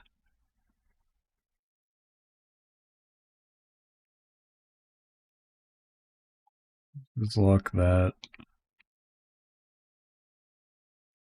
And then I'm doing well. My back is a bit sore. I hope I can continue with this. I don't think my desk was at the right height. Yeah, I'm just enjoying my Saturday, doing a little. Well, we're trying new things here, just a little bit. It's scary, but that's how we learn. All right, so what brush is this even what I want?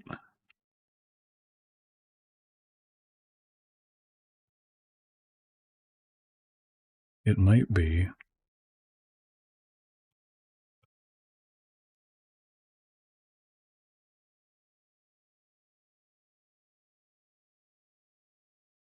Yeah, thanks for stopping by. Welcome in.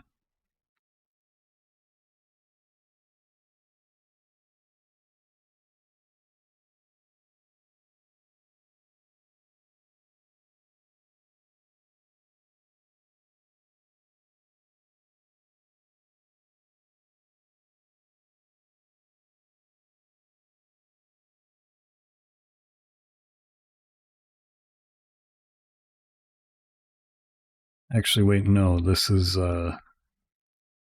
we can just color fill. There, that's more efficient. Base color, and then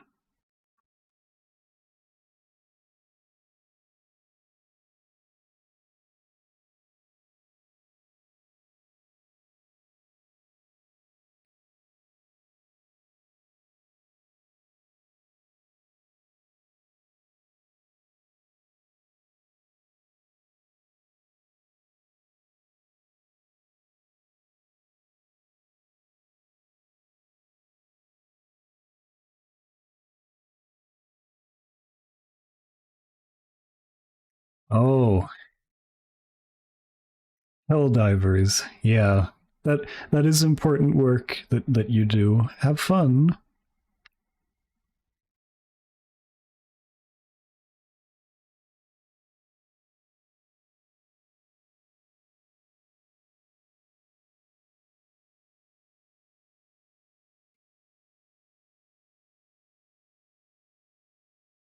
Yeah, so rather than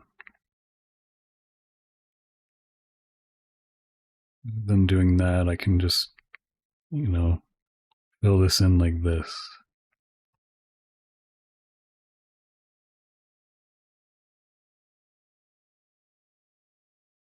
Do I want this one or do I want? Let's try it with this and see where it takes us.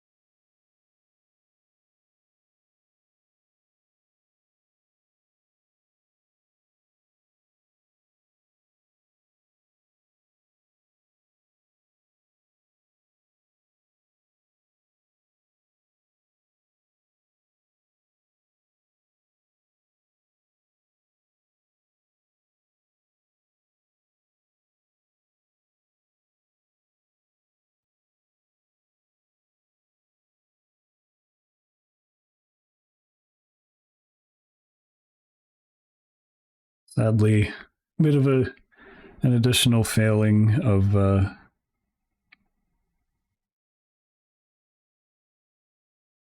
this this select tool is that you can't like once you have a selection like made, you can't like add to it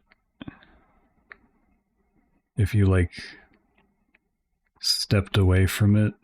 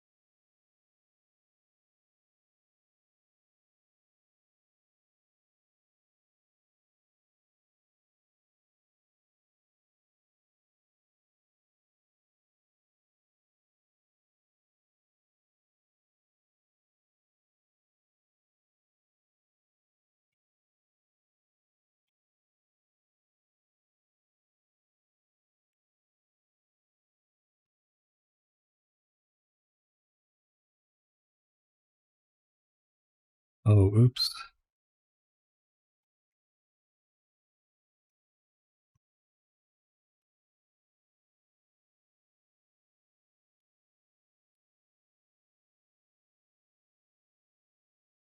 Damn it. Yeah, I have to redo the selection now because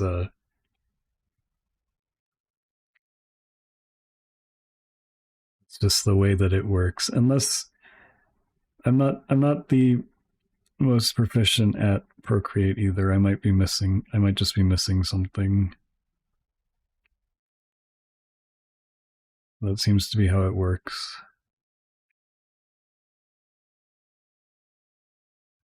No.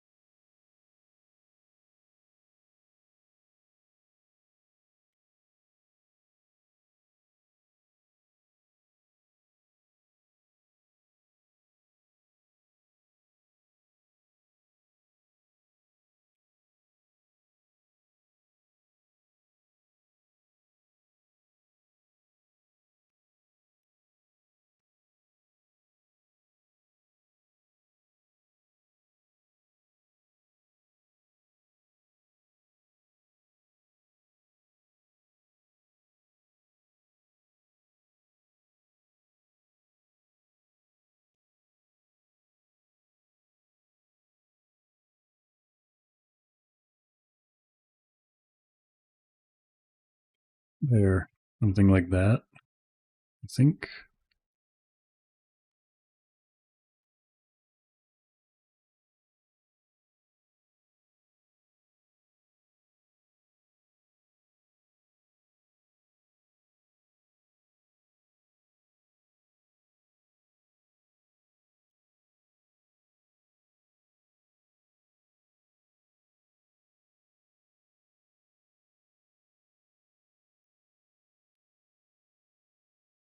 And lastly, tail.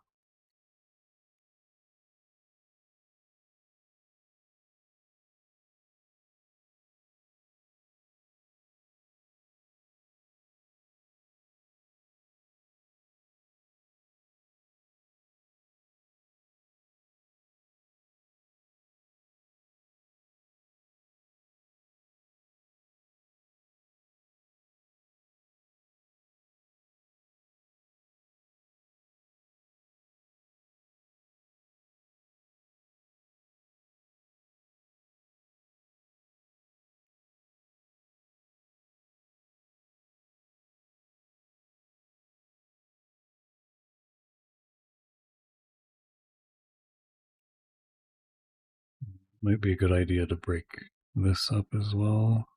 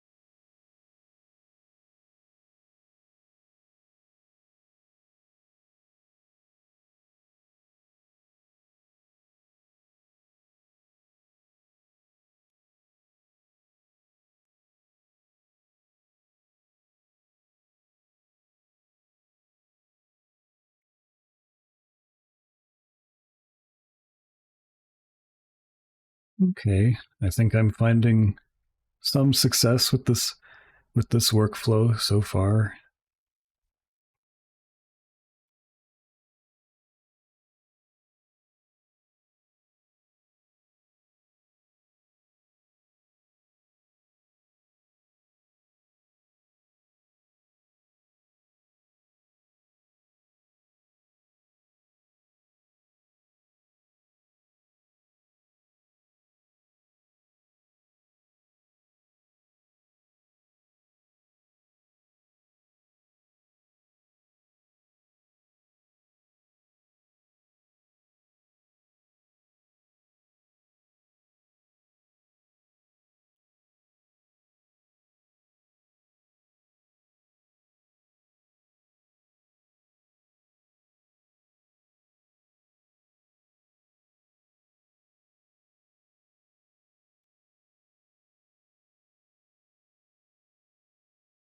Look, he's coming to life. Almost.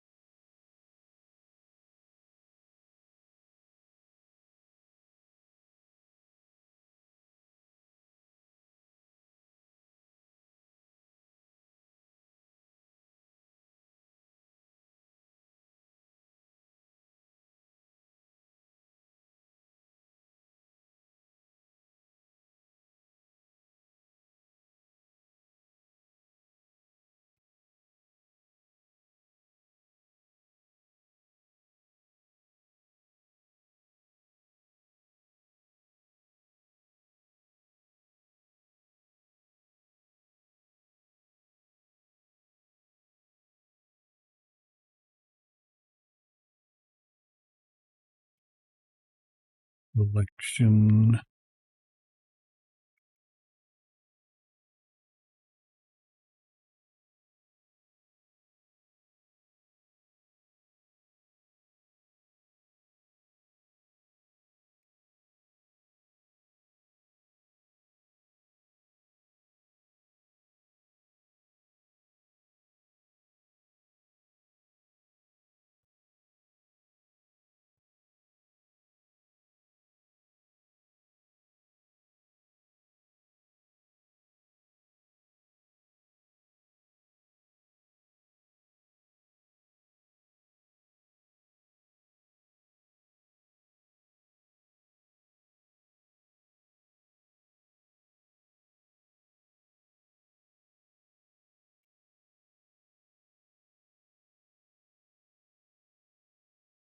Using this tool is nerve-wracking though, because on Procreate, one wrong move and it's all over. You have to start over again.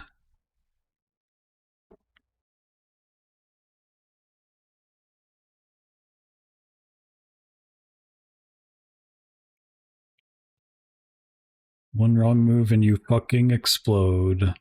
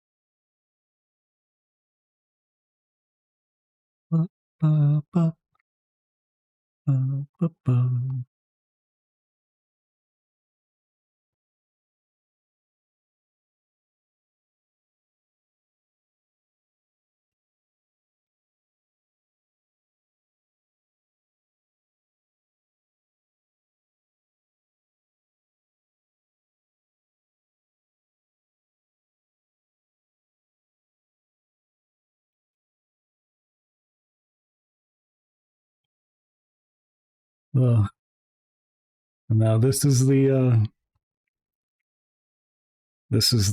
scary part that I'm not so good with. So yeah, we have the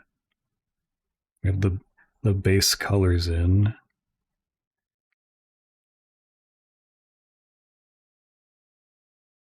Now there's a way to like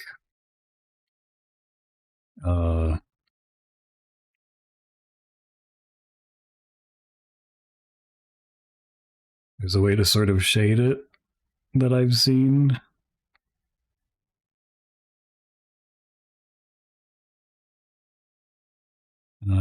Yeah, we alpha lock this, and then so what we can do is like do like a darker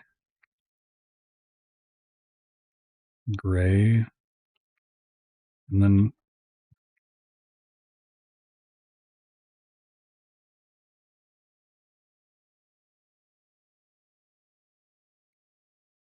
we switch it to multiply, I believe.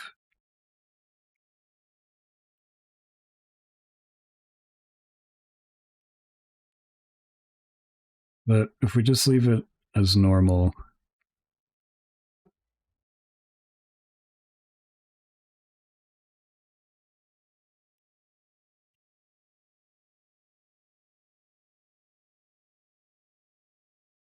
we can sort of see what we're doing.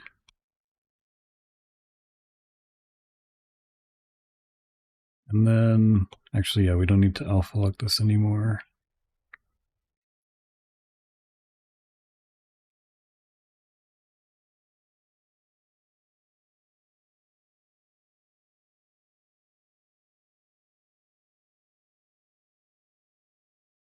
And that can also be a clipping mask, I guess. But yeah, what we do now is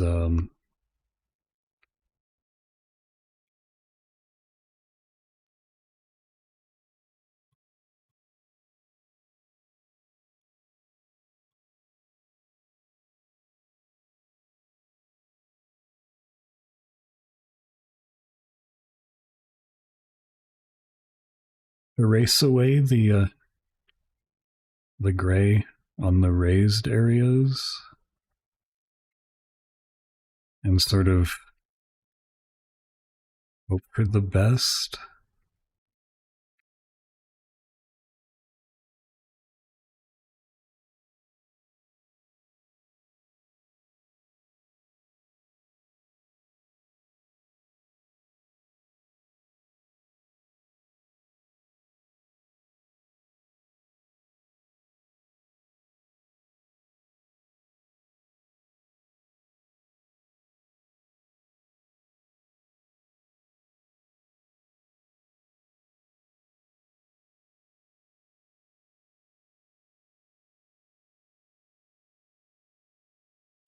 Me when I'm hoping for the best.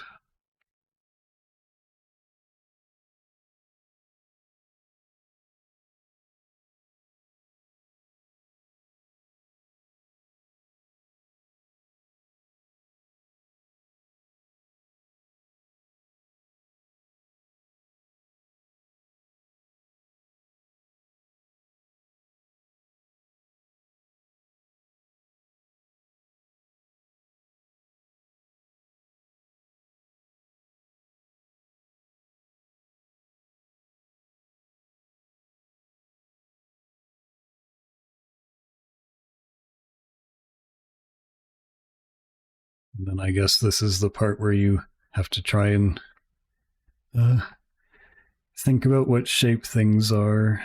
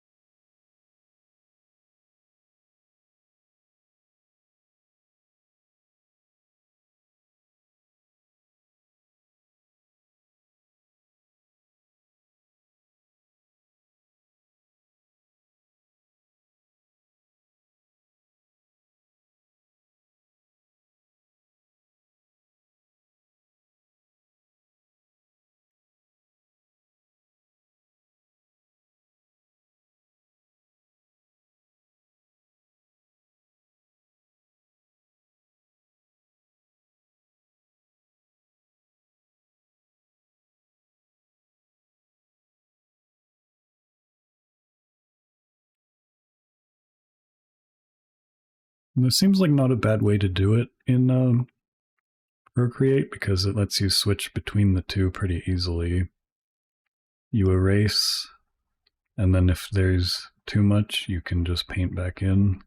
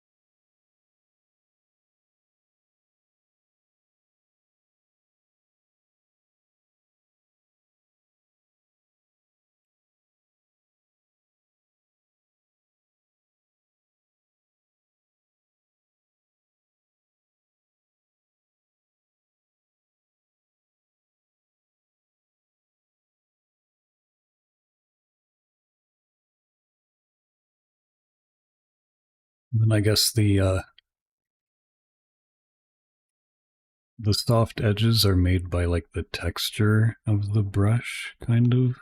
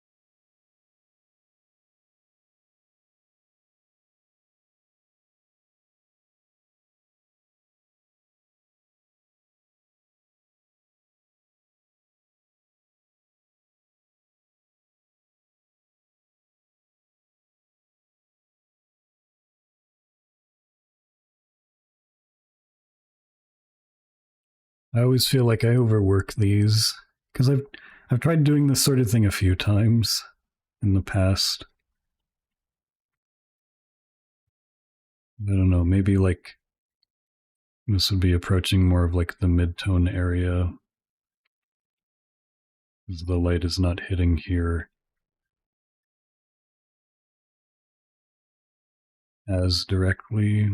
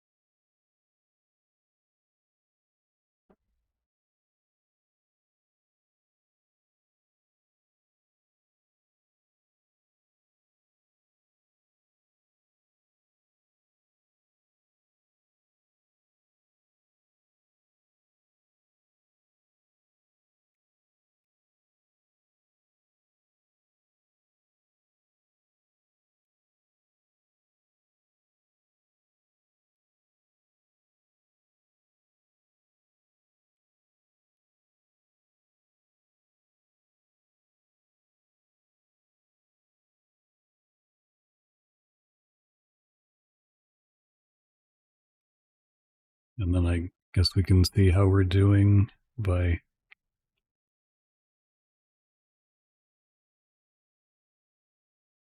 Oh,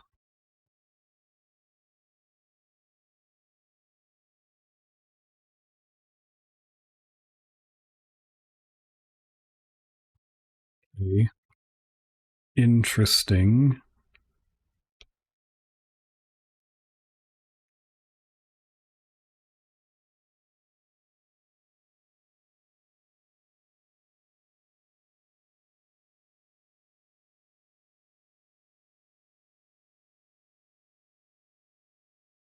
It's very dramatic, definitely.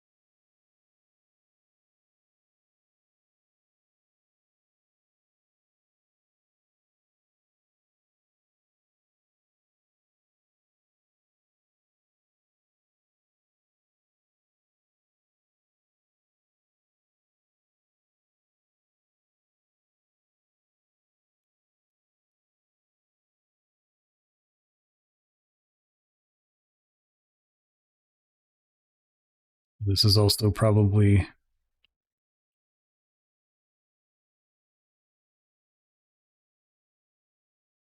too strong. I'll probably do like that instead.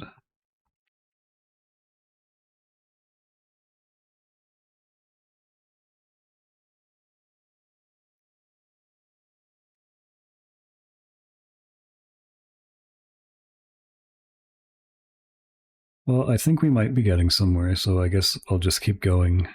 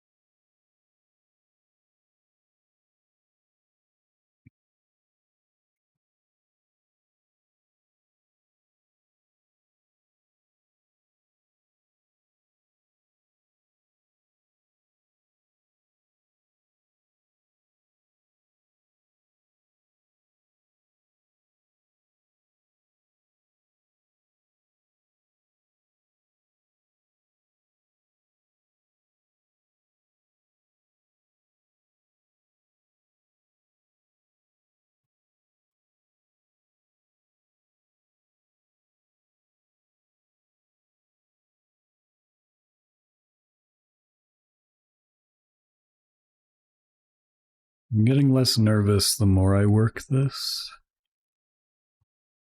but we'll see.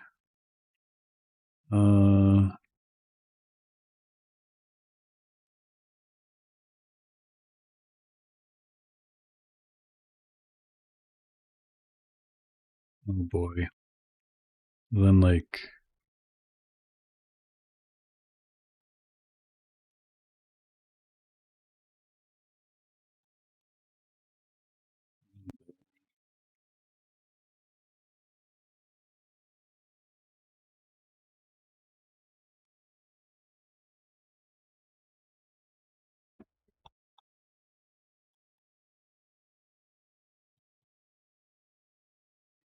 oh, right, yeah. I think that's the other thing is this is just supposed to be like the big um like light and shadow relationships. So I should probably be more messy with it.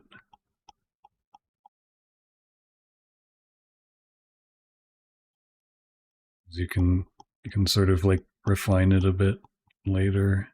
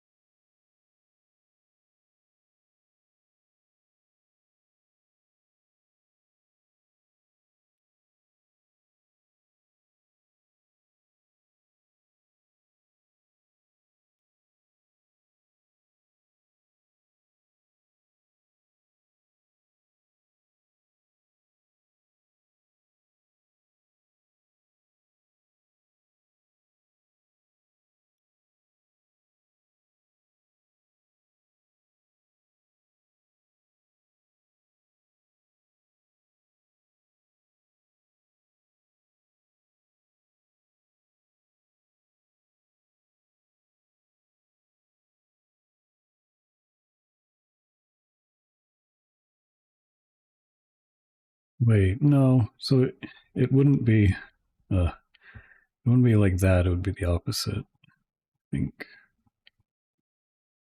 something like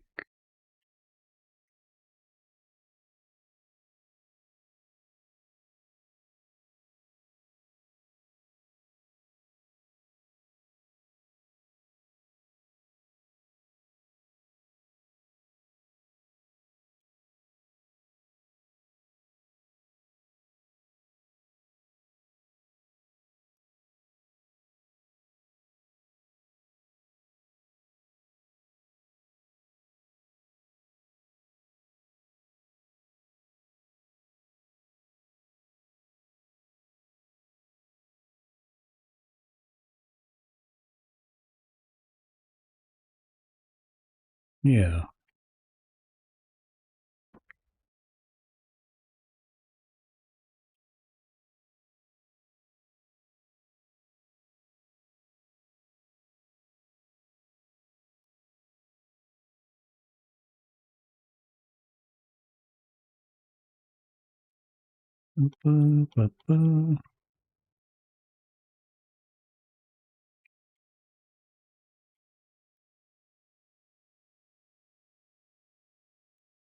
This really, oh, this really is this really is new territory.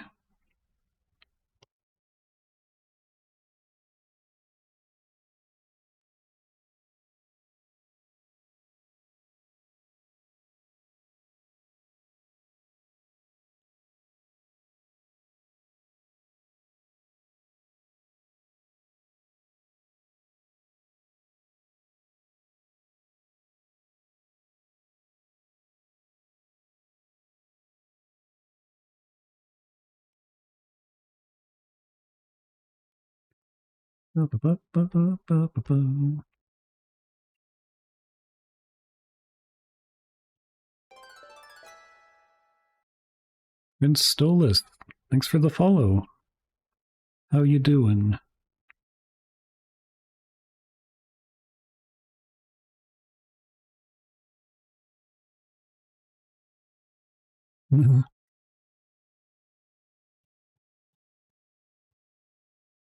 Yeah, you know what? Maybe that is what's happening. Um,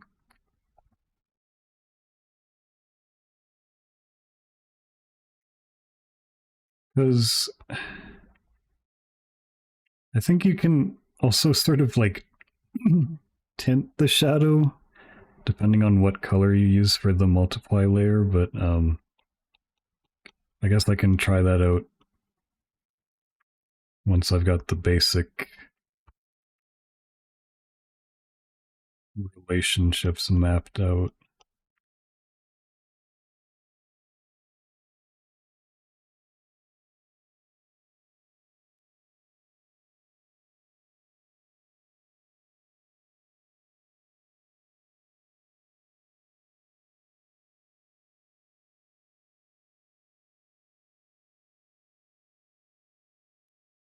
I was just thinking actually, I think earlier today, it might be useful to have like a useful tool to have would probably be something like a space brush.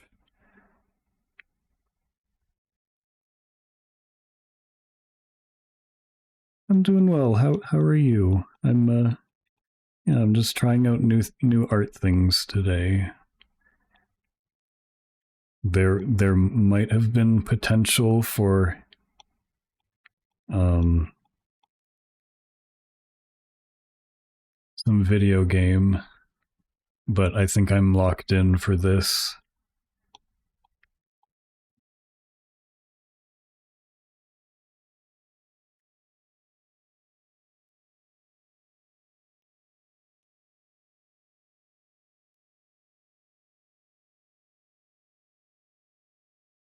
My shading and light behavior guesswork.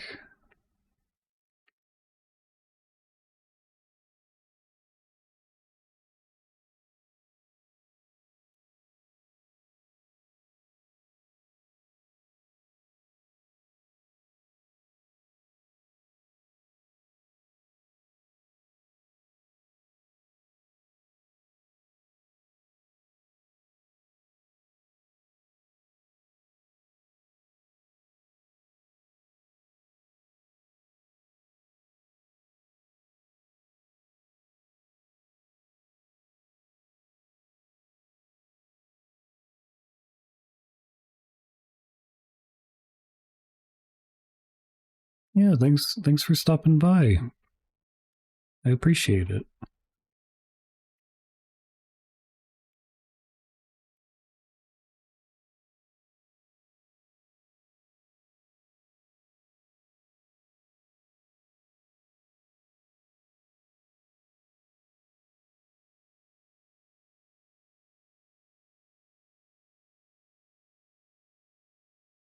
This might be too far, actually. Like there.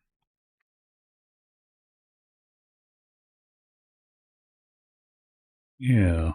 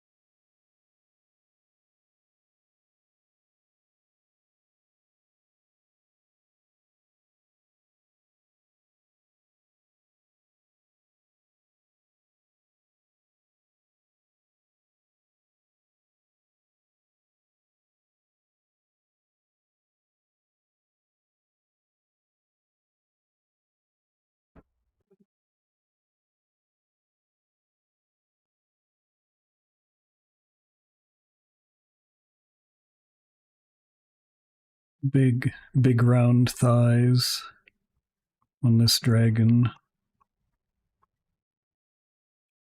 I don't know if that's actually that might not be on model. Maybe. Hmm.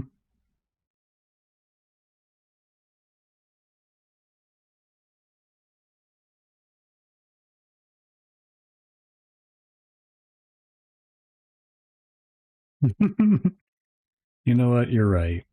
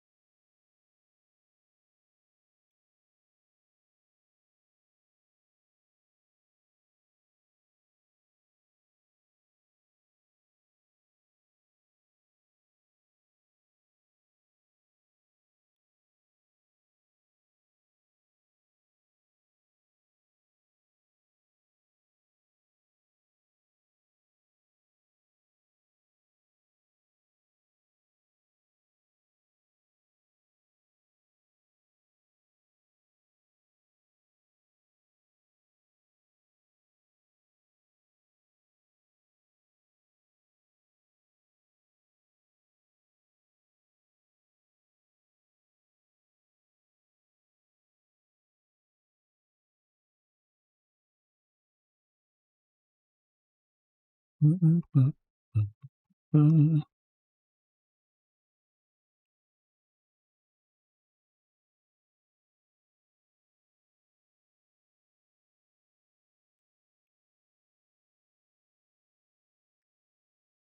off of the rest of it, I think actually this would be in shadow a little bit more.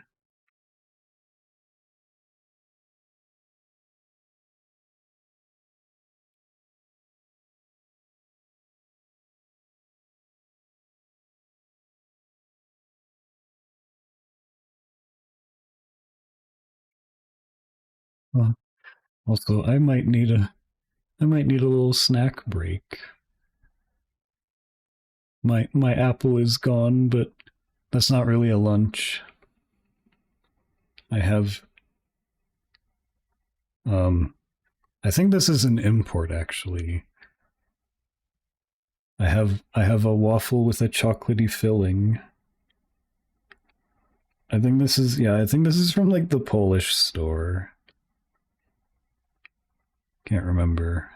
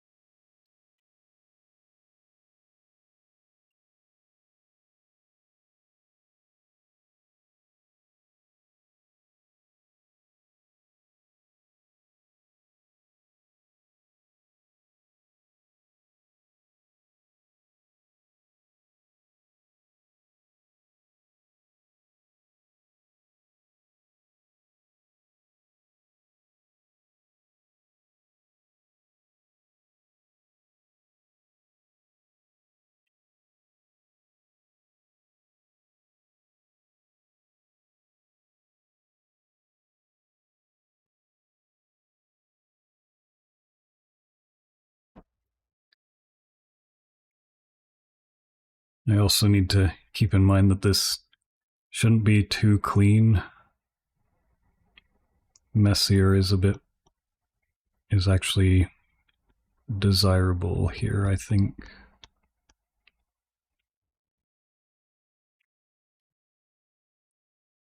We need a messy dragon.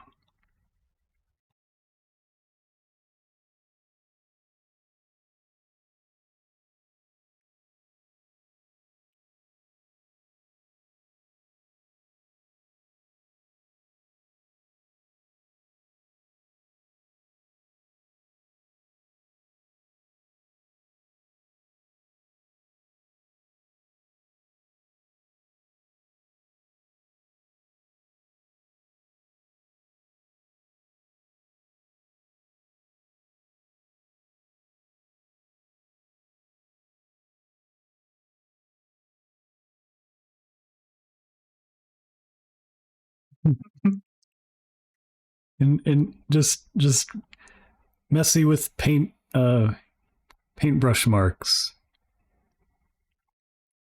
That's all I mean.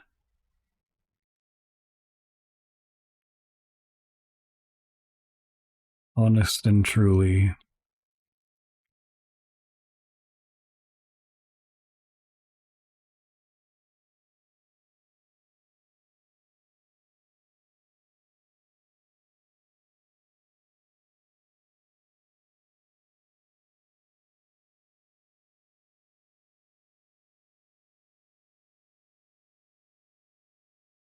Like this.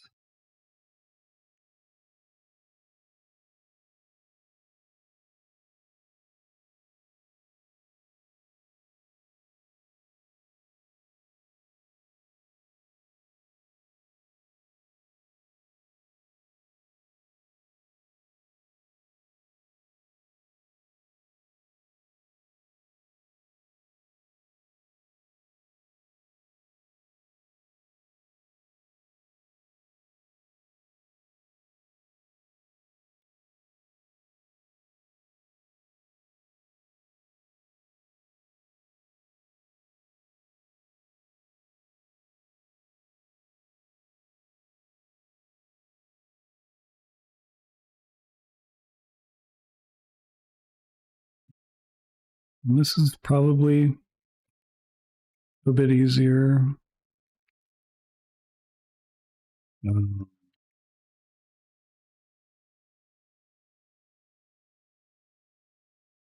because, yeah, although I'm not sure exactly what would be going on back here. Maybe this. But a tail is pretty simple because it's just like a cylinder. Maybe that's how that would look.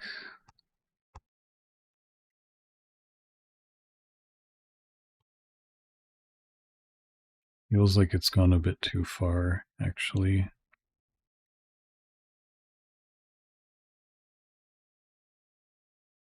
This might have been like a tall order from the start, like imagining what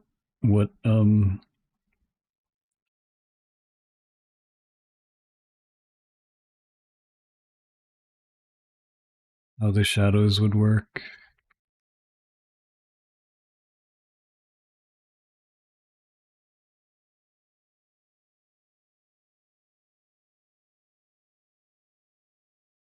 Like just me, this might just be me getting enticed by how easy they make it look.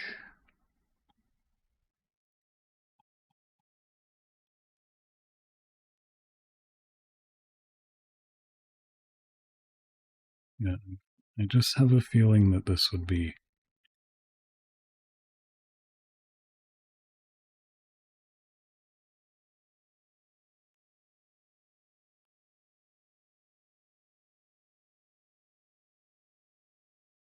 Maybe it is more like that, actually.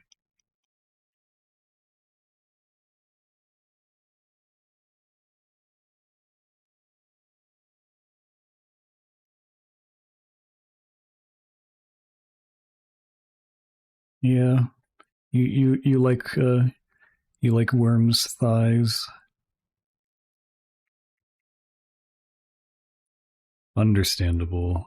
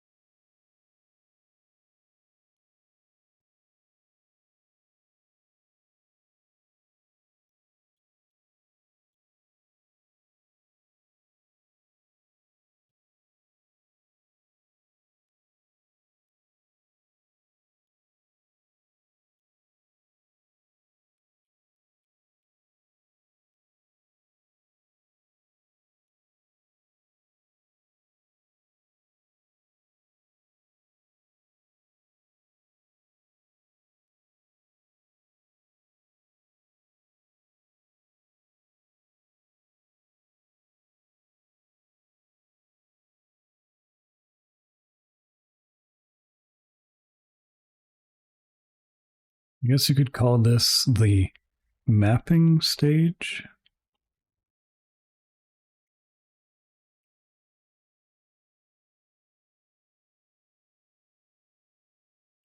Maybe that's a good way to internalize it.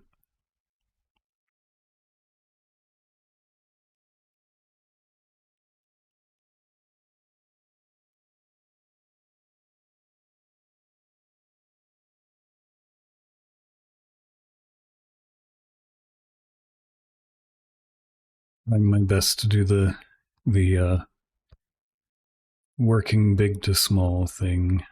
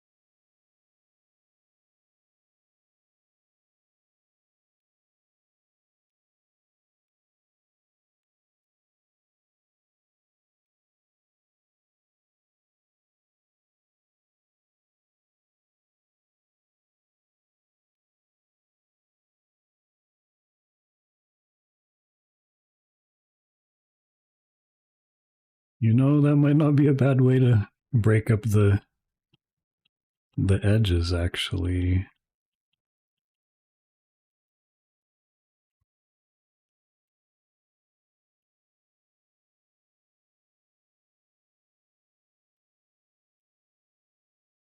Just make it a bit like hatchy. You know what? I'm just gonna do that. Like, I'm gonna do like I'm gonna do this, like stuff that I'm doing right here. I'm gonna do that in spots where I'm like not sure, just not sure where the if it's supposed to be lit or not. Like here, for example.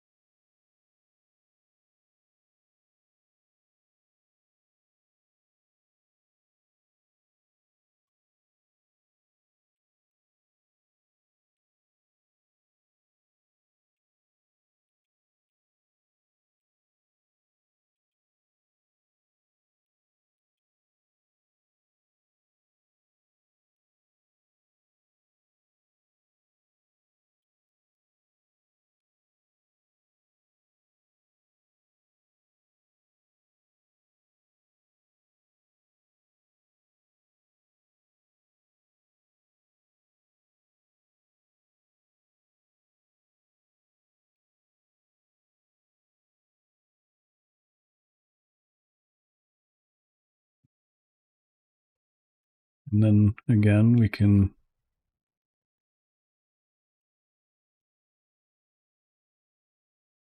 turn it on, see how it looks. Probably want that around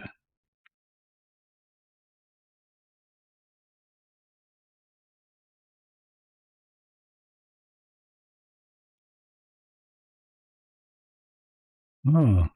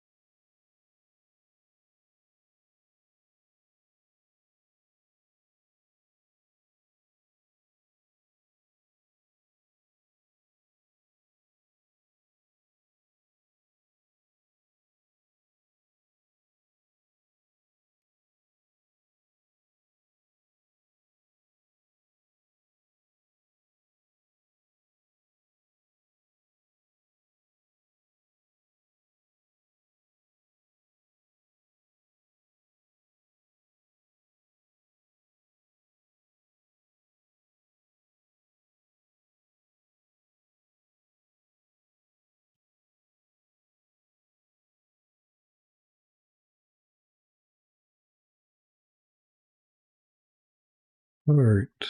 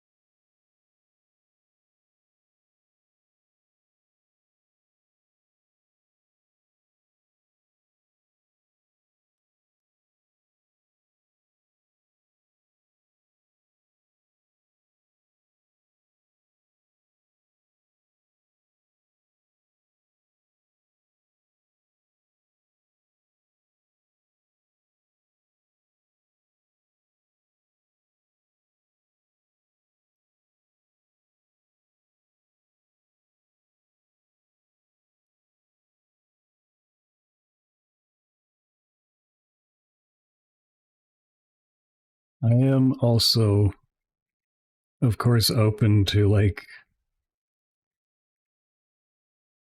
criticism. I guess I should specify that. Like if it doesn't, something doesn't look right, I would prefer to know. I don't know if that's like a, I don't know if there's like a norm on Twitch for like if you're watching an art stream pointing out if something is wrong.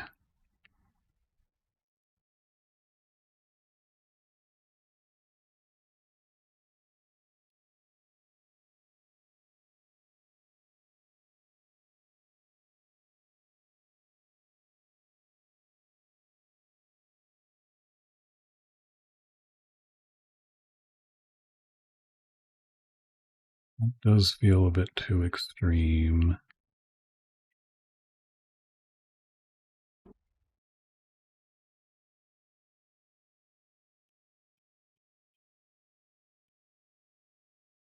It's like yeah, maybe I should like just add that as like on the channel somewhere. Because as long as it's constructive,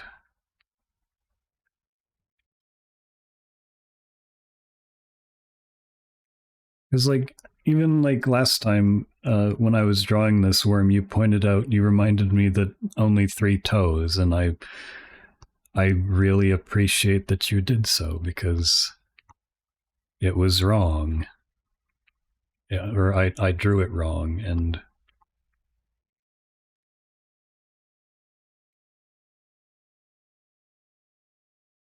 yeah, because I am trying new things. I'm also like very not well practiced. Well, not super practiced, at least when it comes to color.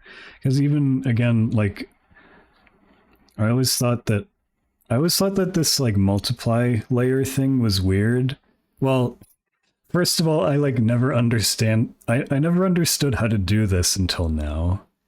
Uh, the whole multiplier thing, because I was always like doing it and then it wasn't working, and then I was using other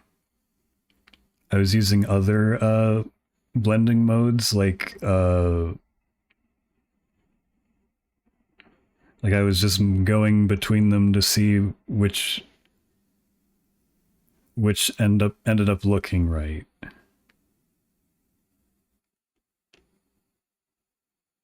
Because there's also like these ones down here.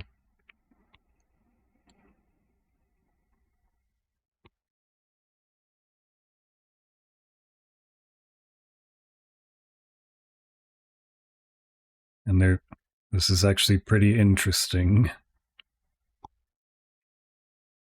There's different lighting modes. Like vivid light looks kind of cool actually, but it doesn't really affect the blue, but it affects the most of these actually they affect the lighter color.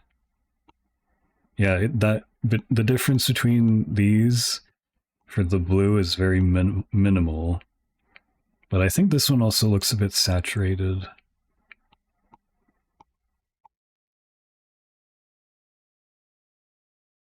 Soft light is like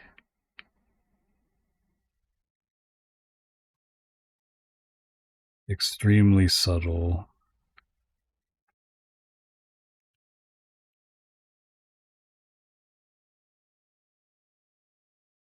And then there's hard light.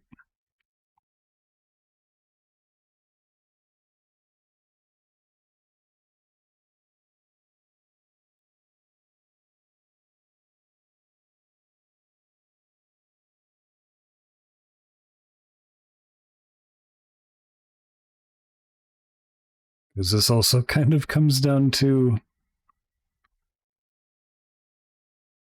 I don't know, this might have something to do with that color space stuff that you were talking about, Graw, as well.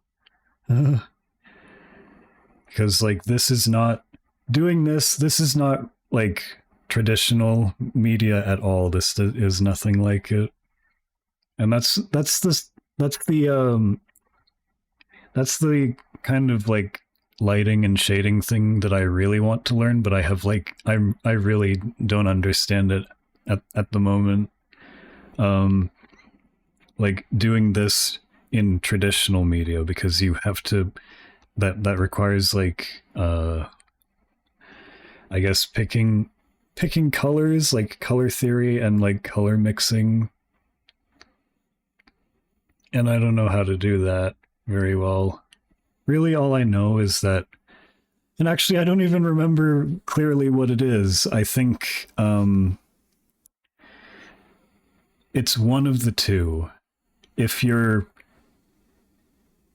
got like the mid-tone, and then if you want to shade the mid-tone, you like obviously you move the color like on the color wheel.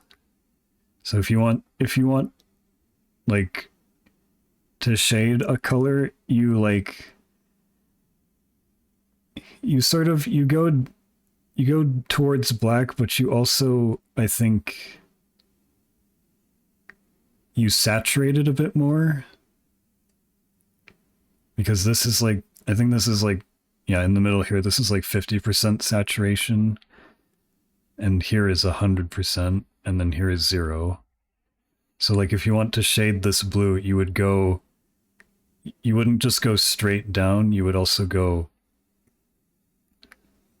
like towards saturated a bit, and then if you're highlighting it, I think you like desaturate it a bit.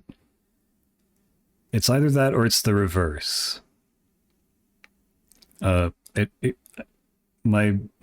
instinct tells me that it's the first one that I said. Yeah, you saturate darker.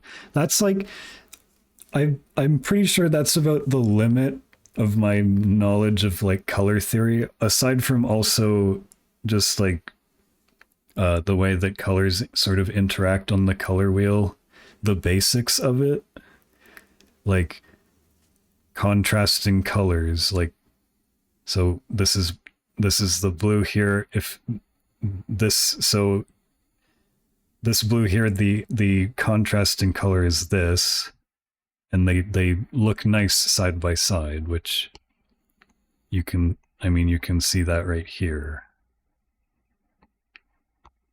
Like yellow and blue go nice together because they contrast. Well, I guess sort of, because the yellow here is sort of like an accent. It's not an equal amount of yellow and blue. It's sort of just like a little touch of yellow, and it pops out against the blue. That's why it works well as the eye color.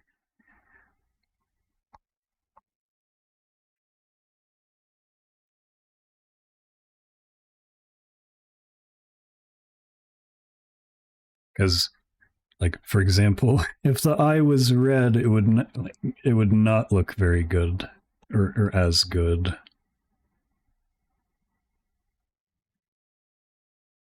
At least I think.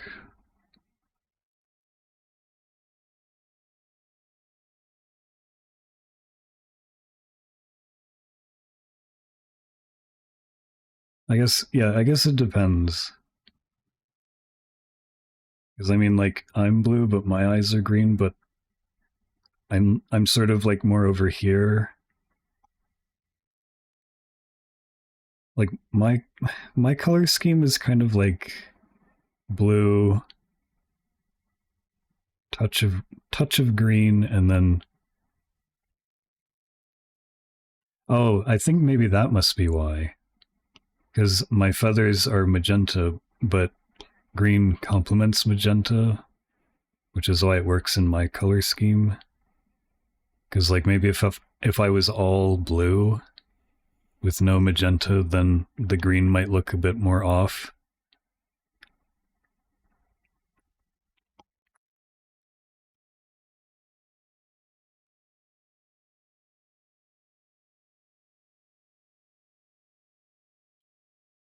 Yeah. It was like it was like bright pink initially,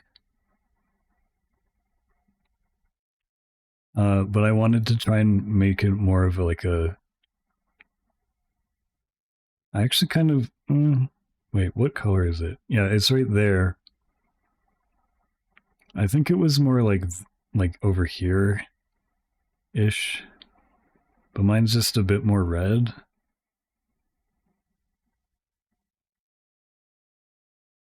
That was like that's not how it always was. I modified that a bit, and honestly, like I don't know.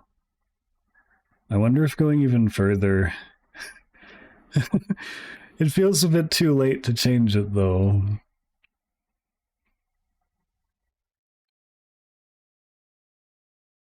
But anyways, um, oh, oh God, now, now I have to remember. Now I have to remember what to do next because I think, yeah, this is pretty shaded decently. I think, hopefully,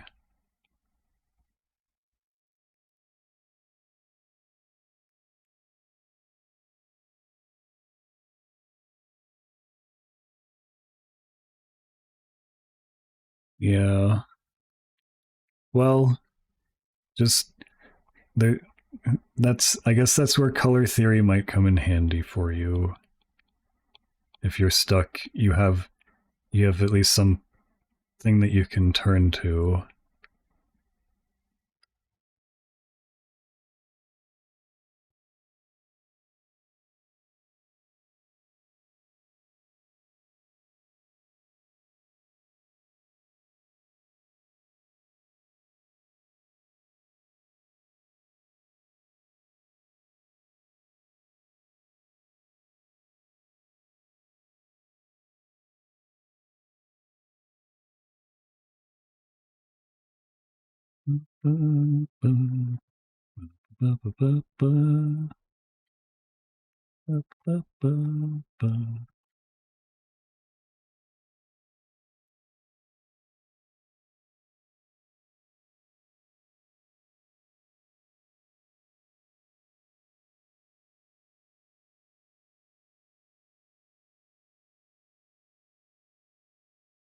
Actually, this might be too.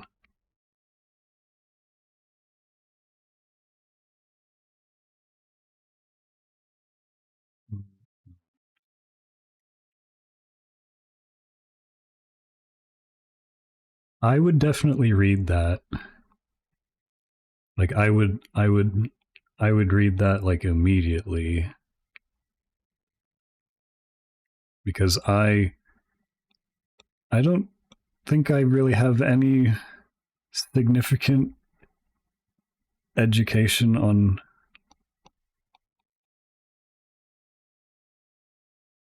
color picking yet.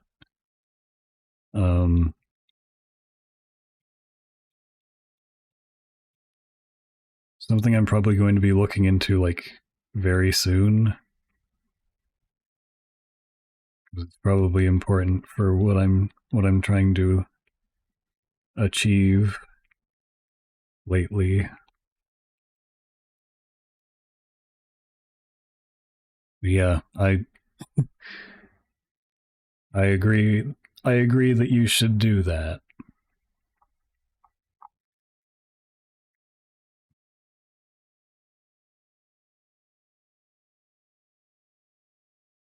I made notes. I think I just need to well on this sort of process. I think I just need to review them. But I don't want to show anyone anything horrendous, so I need to just go to this screen real quick.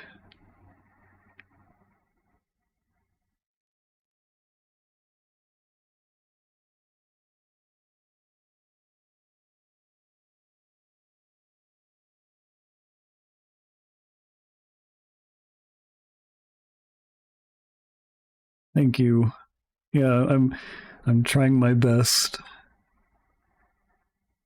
Um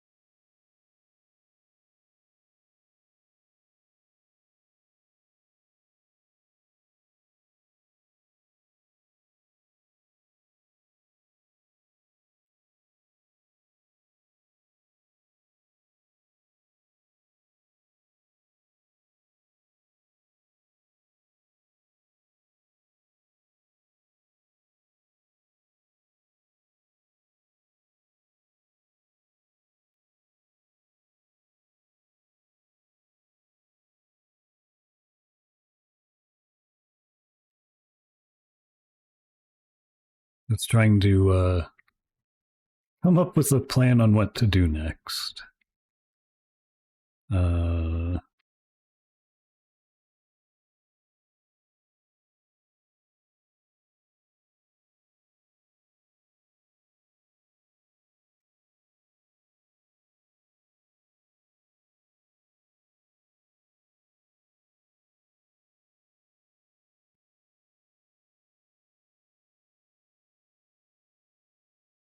Because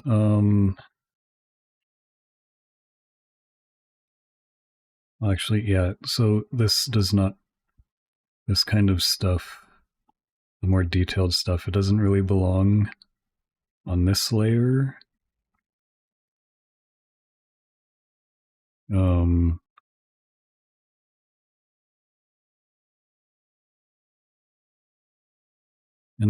now this might come down to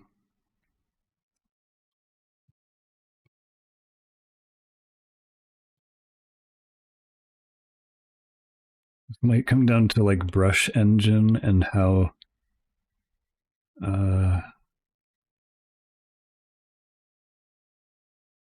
the differences in programs. Because like what I want to try and do now is like you can like blend out these like lines here, but if I do that on like a new, if I do that like on a new layer, I kind of want it to like sample everything below.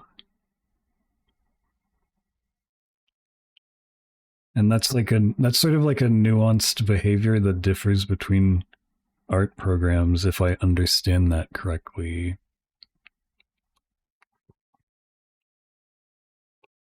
And I don't don't really have like a that I know of. I don't really have like a blending brush.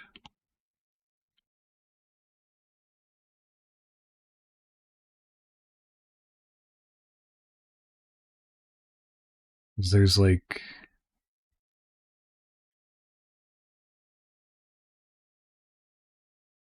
there's the smudge tool, but it doesn't it doesn't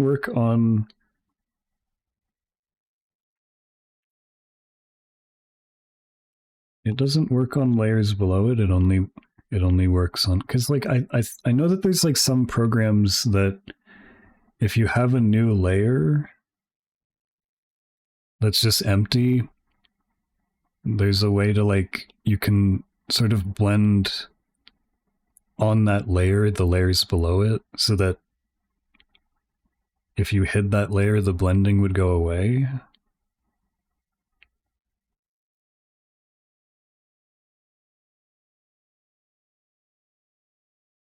I might have to like just flatten everything.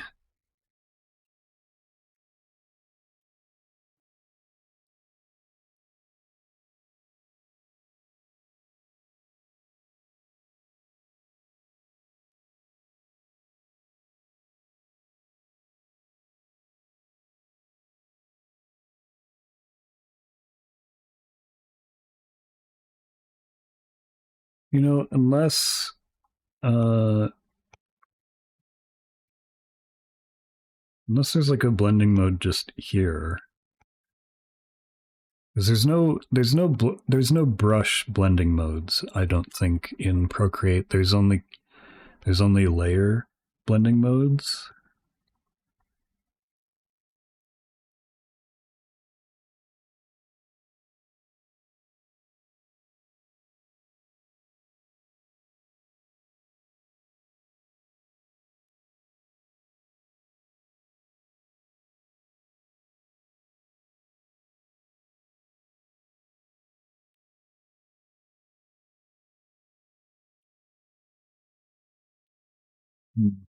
I might have to like look into that later.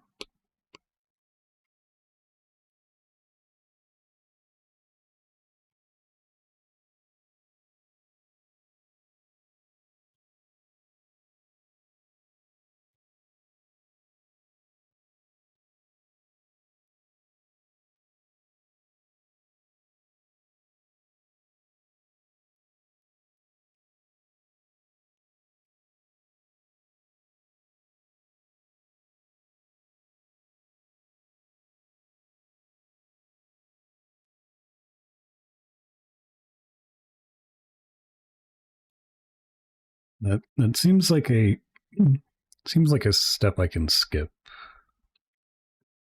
because I don't know how to do it.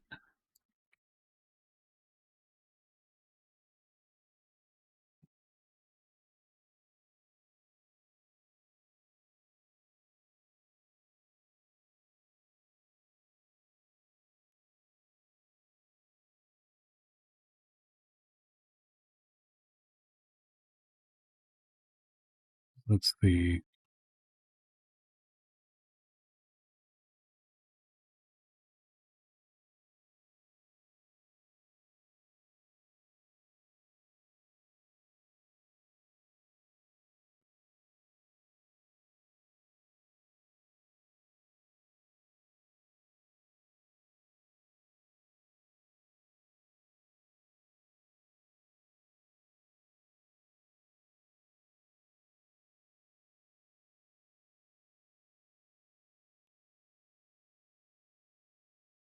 instead of like blending out these lines, there's also this sort of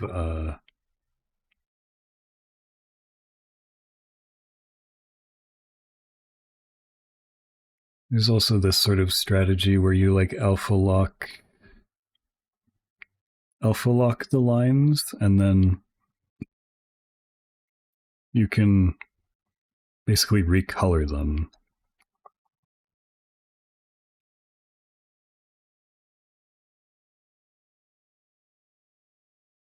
It's like something darker.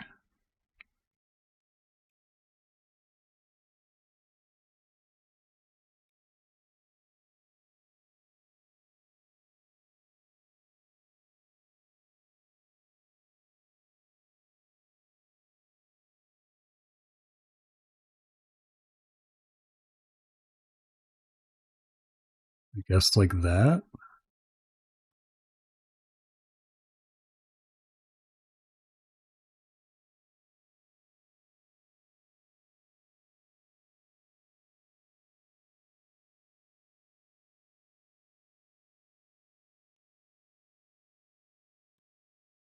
It makes them a bit less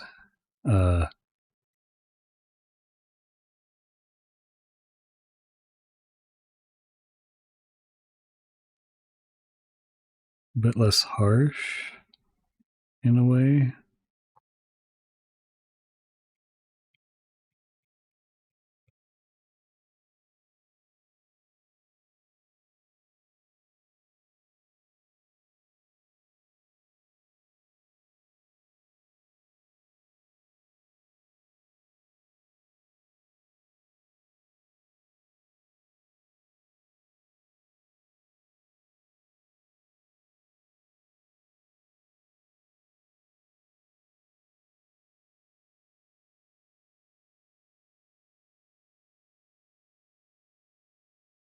Although that might not be a good idea.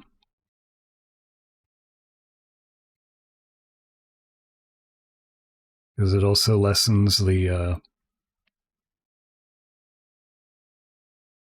the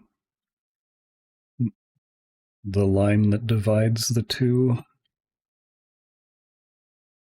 It's like here that looked incorrect. I think if I just go and pick this.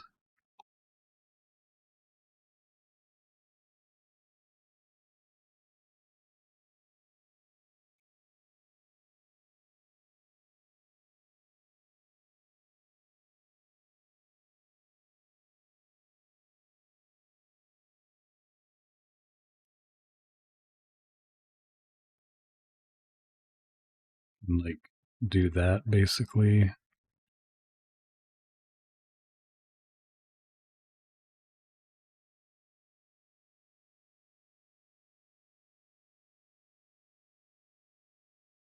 But now I wonder if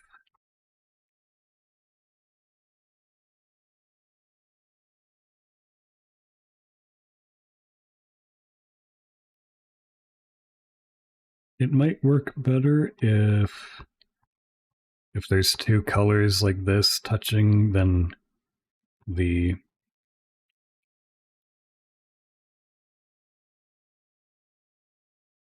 like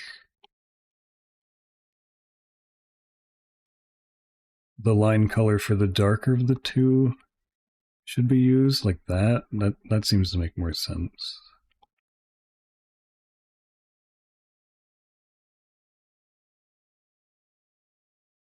Like here.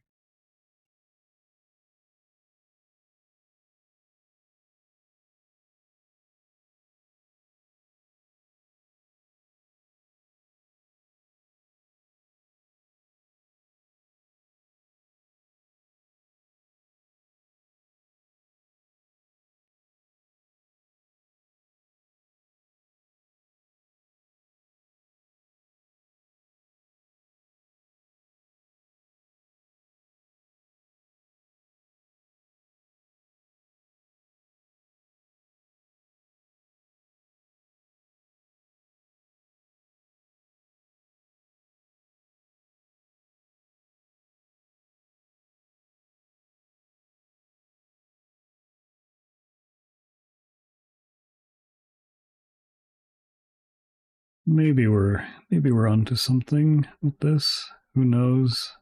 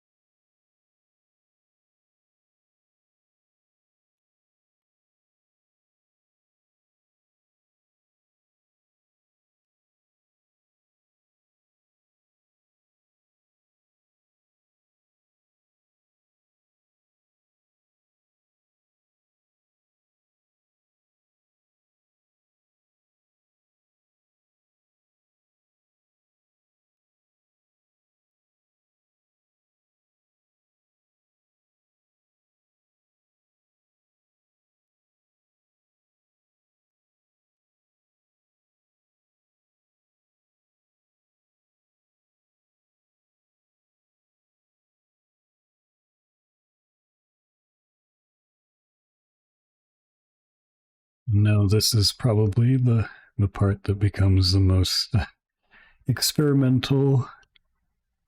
Um, and again, I have to figure out what brush I want to use.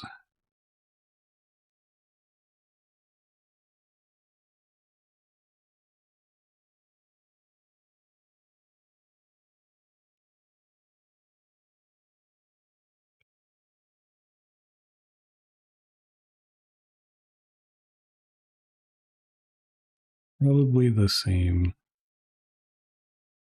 Well, there's that, and then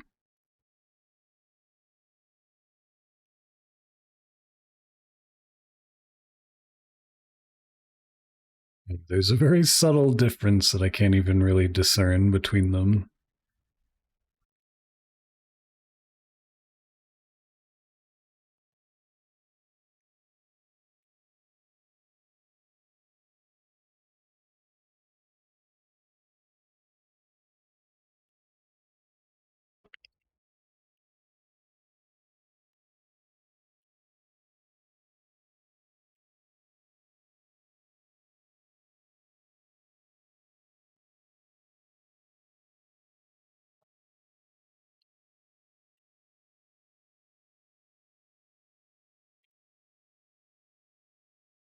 But I do think I'm on the right track so far because I did all of this with basically just 4 layers instead of like a billion.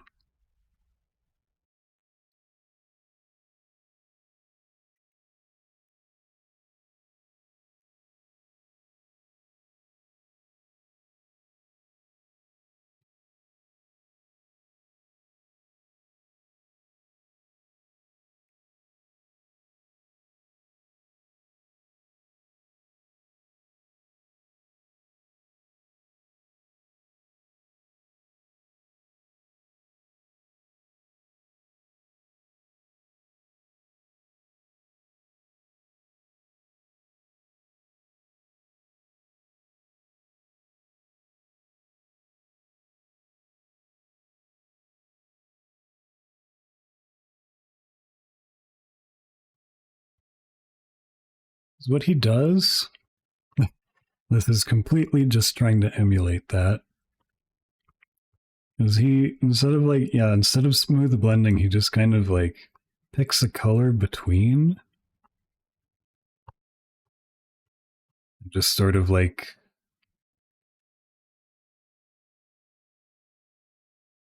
makes a few like expressive strokes like that. And it's even to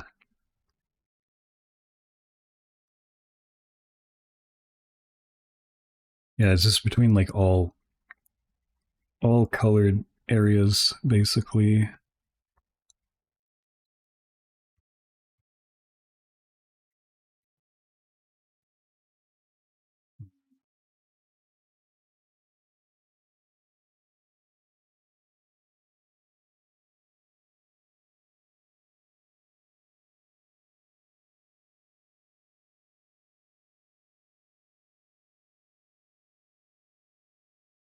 I think just the whole idea is that it's just very loose.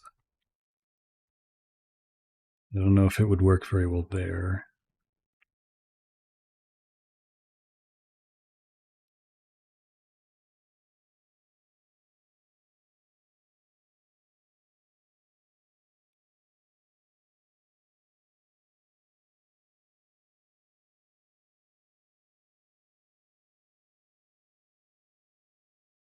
It's like an in between color.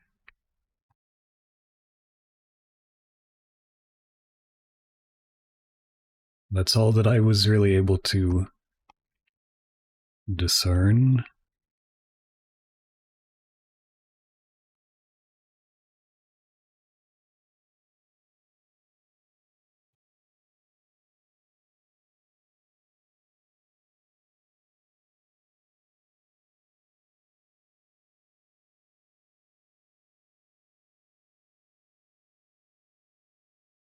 Hello, Solace. Welcome in.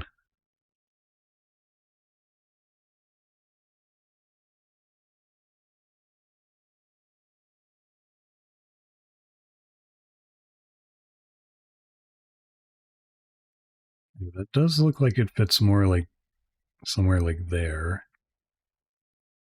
Somehow.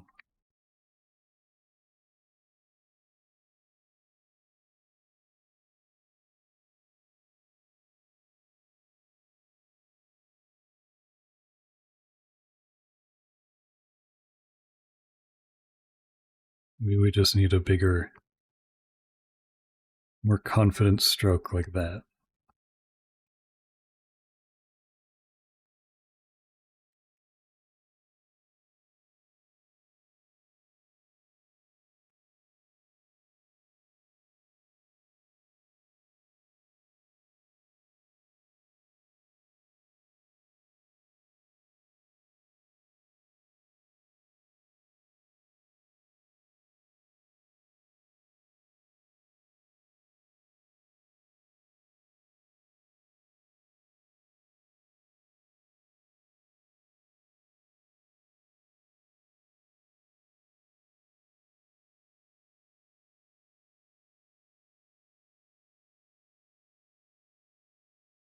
You know, now that I think about it, we we might actually be missing.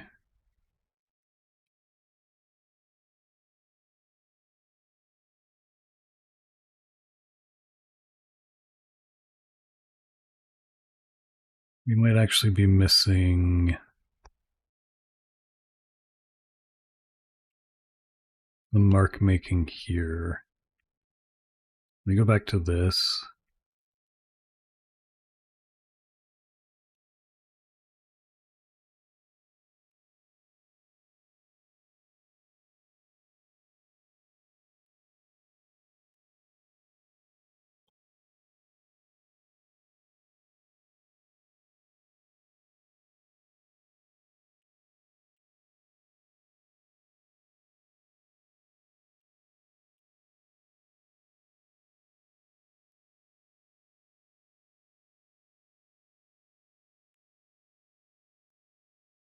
Oh, thank you. I'm cozy. I'm cozy for now because I'm not being big and scary, but that's usually my default state. I can assure you, I swear, everyone here will agree. But for now, we're being cozy.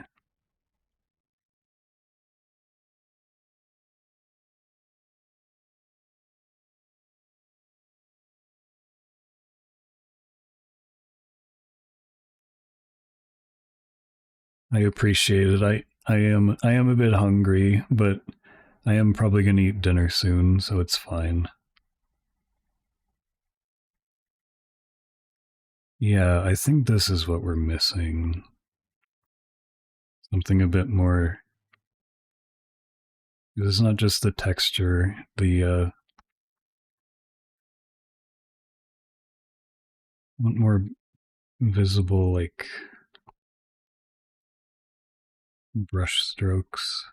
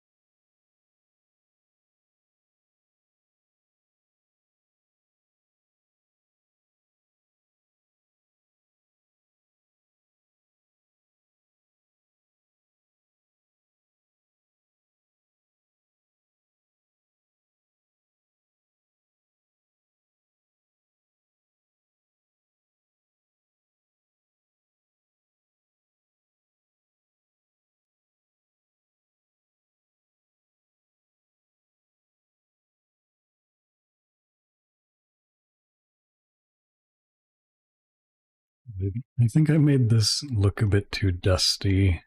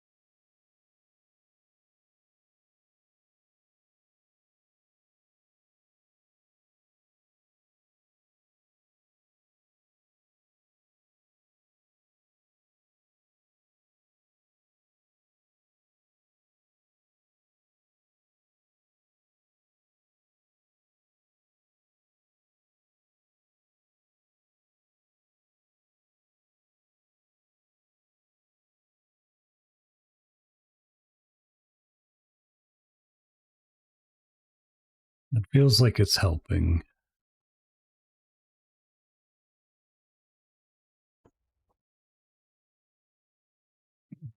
Yeah, like that.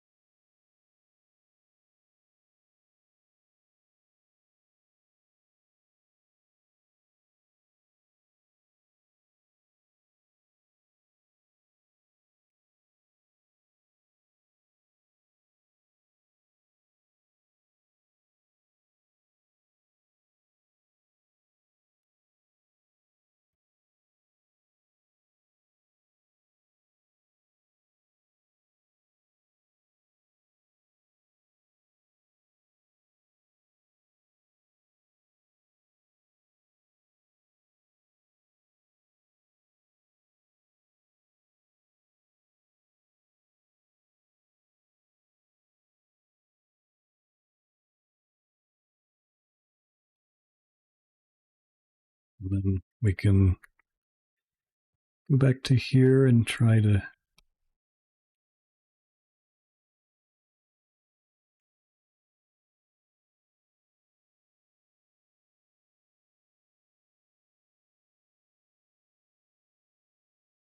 find that middle ground.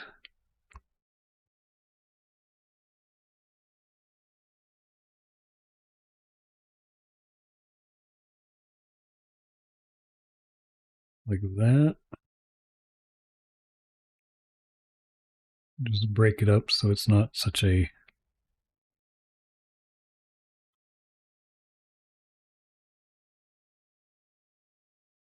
extreme contrast.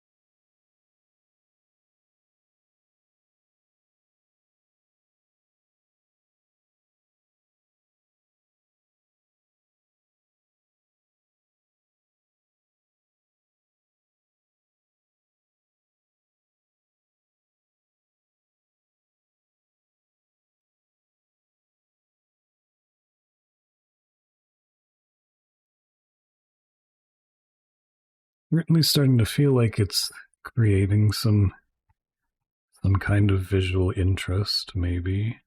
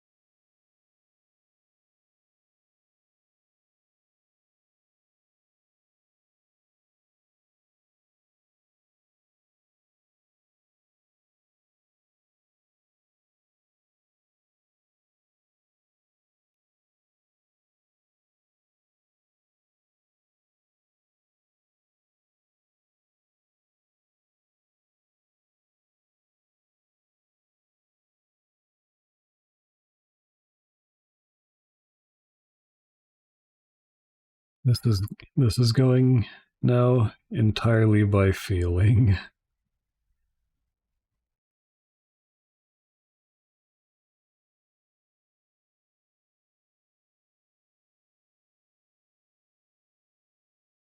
Maybe that's all that painting is all along. Can you imagine if it was that easy?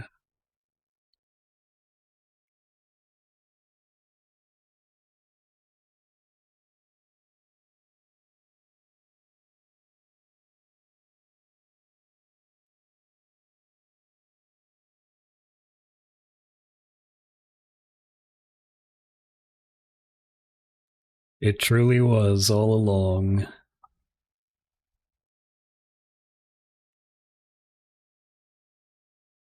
I feel like you could even add.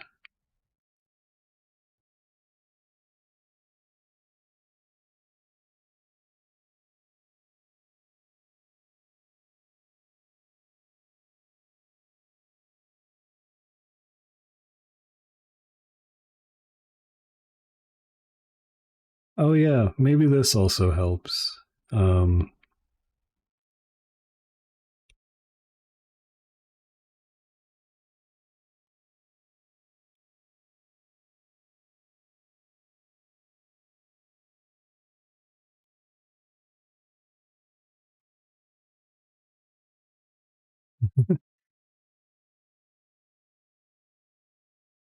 also this texture that I picked up. Uh, it doesn't matter.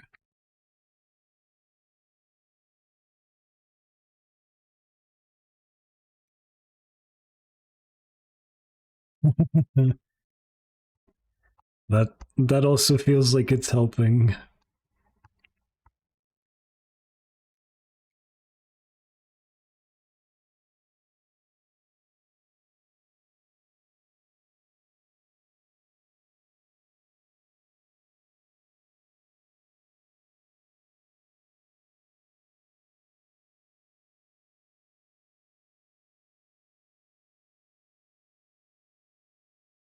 Right. Yeah, that's the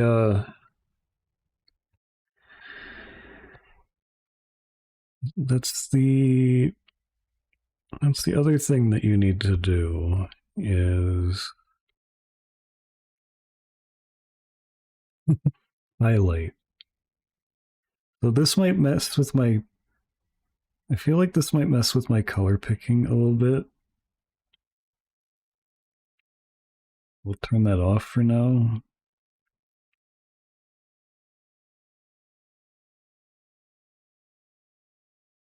Leave that for the end.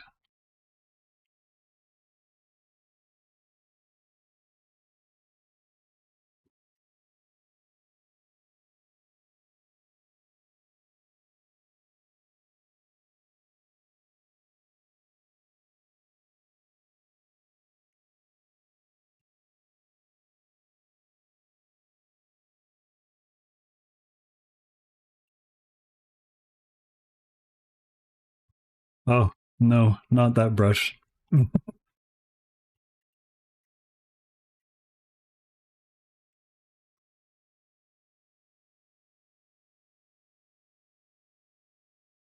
Start trying to highlight this a little bit.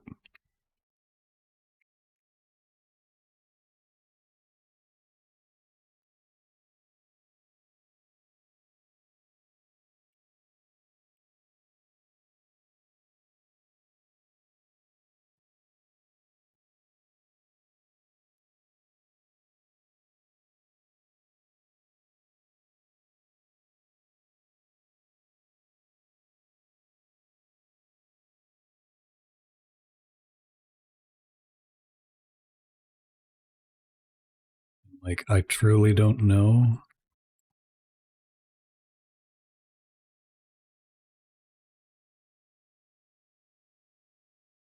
But perhaps I can almost just try applying these as if I was like just blocking in, basically.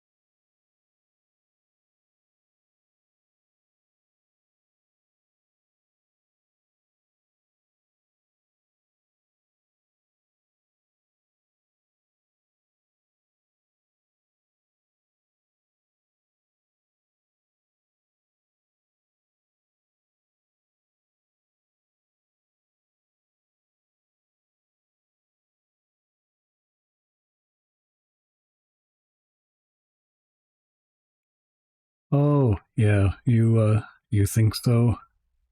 I may I may have gotten carried away.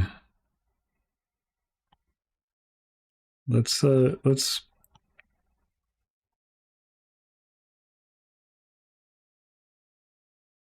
take a step back, especially especially on the face.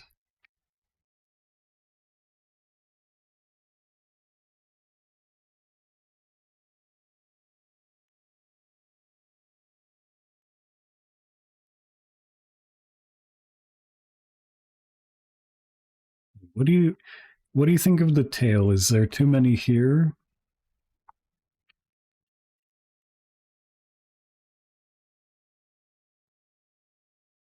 That's what I was that's what I was thinking. Like that thought started to creep into my mind. Like, am I remember remember don't overwork this.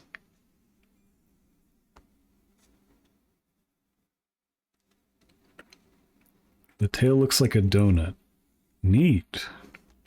I actually I looking at it I realize it's kind of fat over here, which I think is great. But yeah, I need to pull this back a bit.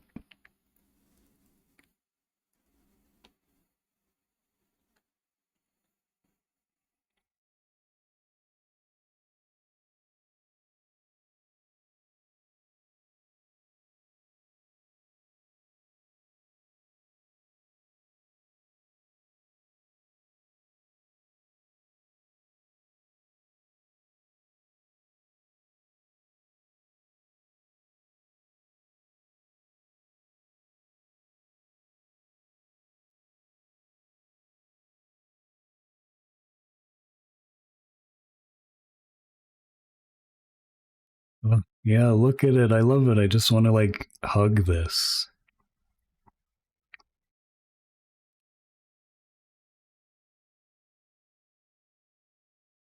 Oh, yeah. Uh I don't really check things uh while I'm streaming, like definitely not Discord because I it activates streamer mode and I haven't really turned that off. Also, I think maybe the shoulder too is got a bit too much going on.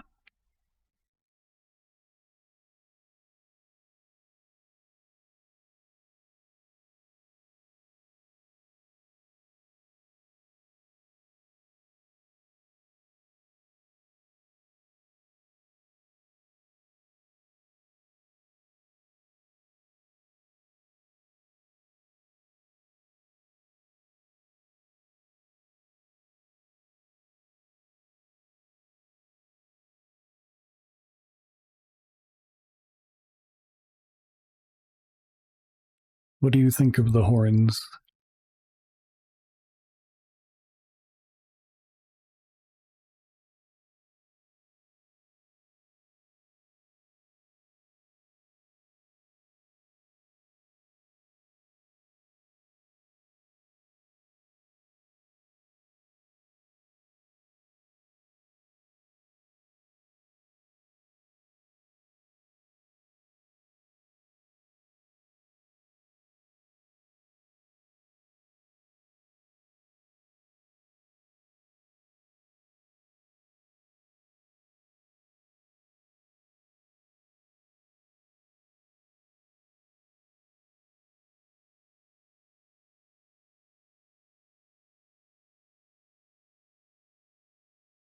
Hmm.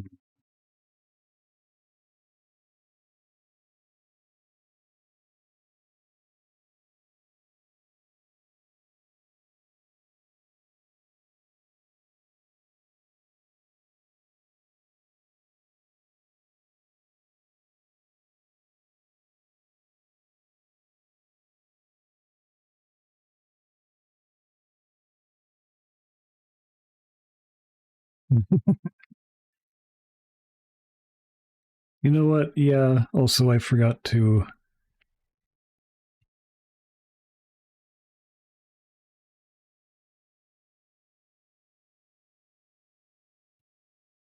highlight them.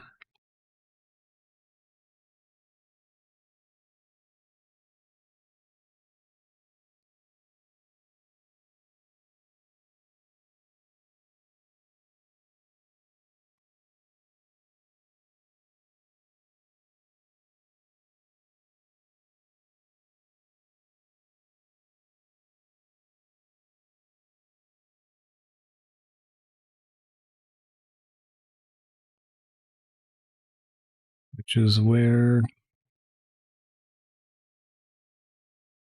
this tool comes in handy.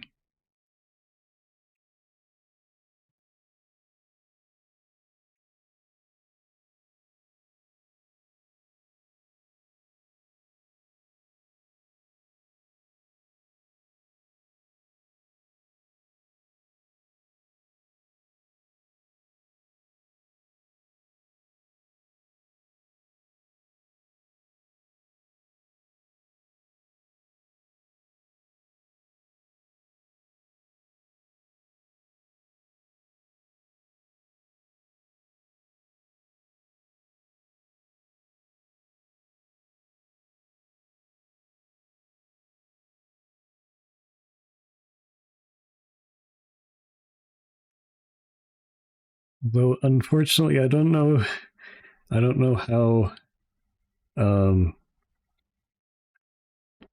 I don't know how much I can do to change the horns right now. This is pretty far in. Um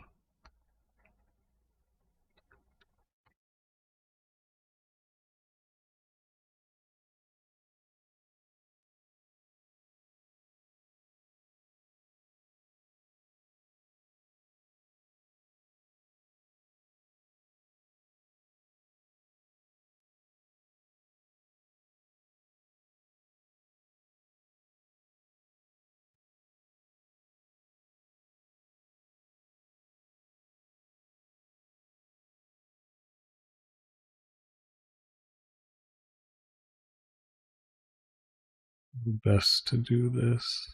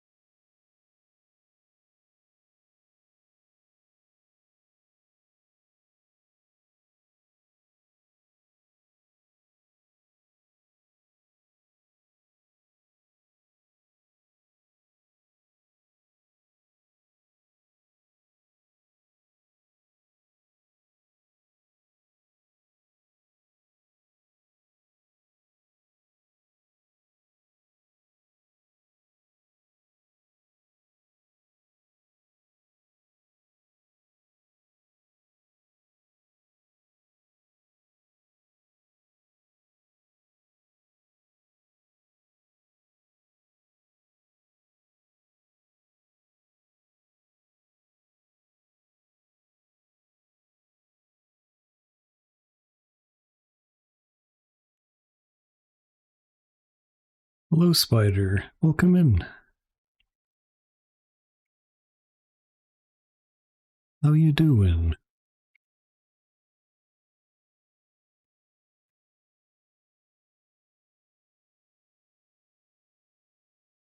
Oh, okay. This is not bad, I think.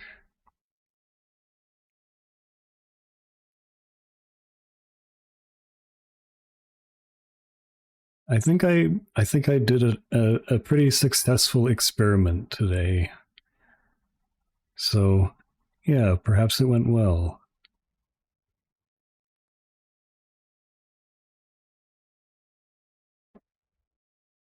I definitely had fun. It's fun being quite loose with things.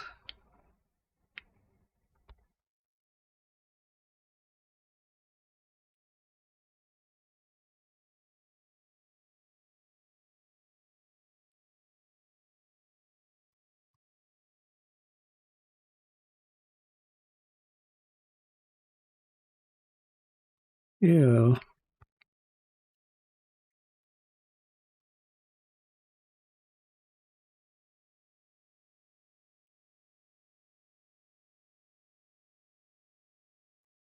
Oh yeah, of course.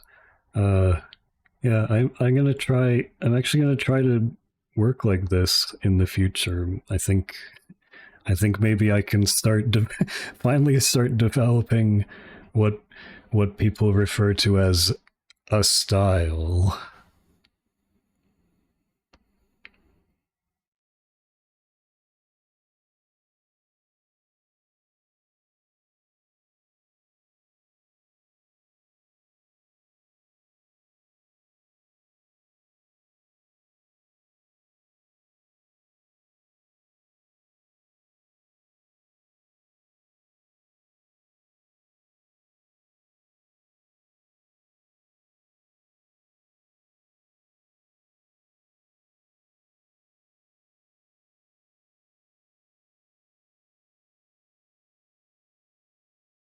Yeah,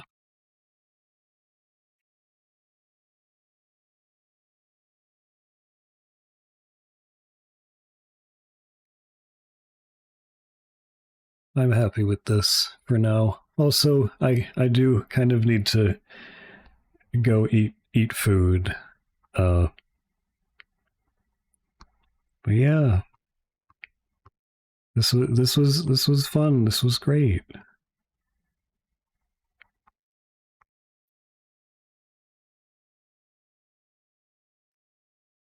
I overcame my I guess I guess you could call it fears of trying new things.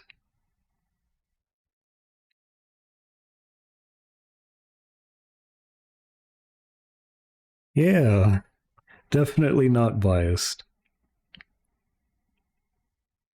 I'll have to I'll have to repeat this definitely.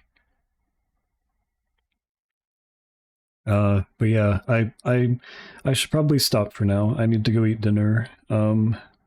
And I've been doing this for 5 hours. Holy shit. Well,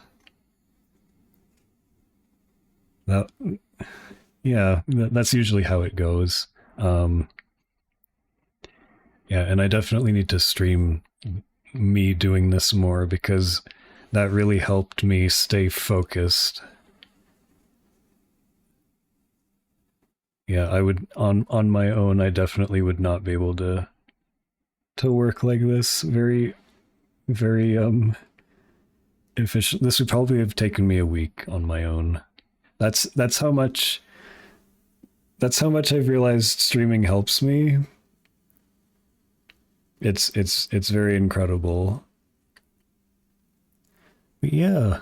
Uh so yeah, I'm probably gonna if I don't have any more little adjustments to make, I'm probably gonna post this uh on Blue Sky. I'm pretty proud of this. Anyways, yeah, we should find someone to raid real quick so I can so I can go feed myself. Who is online?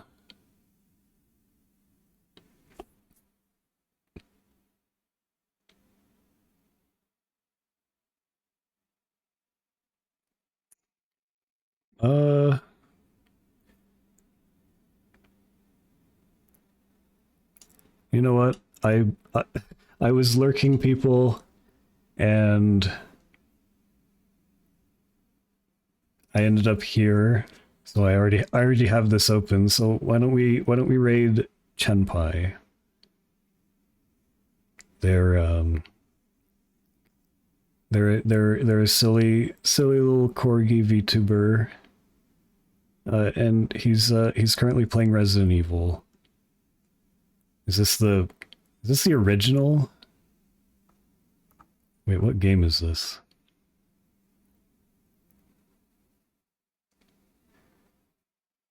They they are in ads though, but hopefully that should be. Hopefully we can wait a few minutes. Yeah, thanks for hanging out, by the way. I really appreciate it. It's nice to be able to, you know, hang out with a little bit of, like, I guess, an audience while I work on this. It's really cool that you guys showed up. I really appreciate you. I was normally, like, normally I only do art for like a little bit at the beginning of the stream, and then lately I've been switching to playing a game. But yeah, I wanted to focus on that today. I'll probably be streaming again tomorrow. Oh, thanks for the follow. Because I feel like it's only going to take one more stream to beat Final Fantasy V. I feel like I'm close to the end and I want to get there. I've been dying to play it. It's been a while. Yeah, let's get this raid started.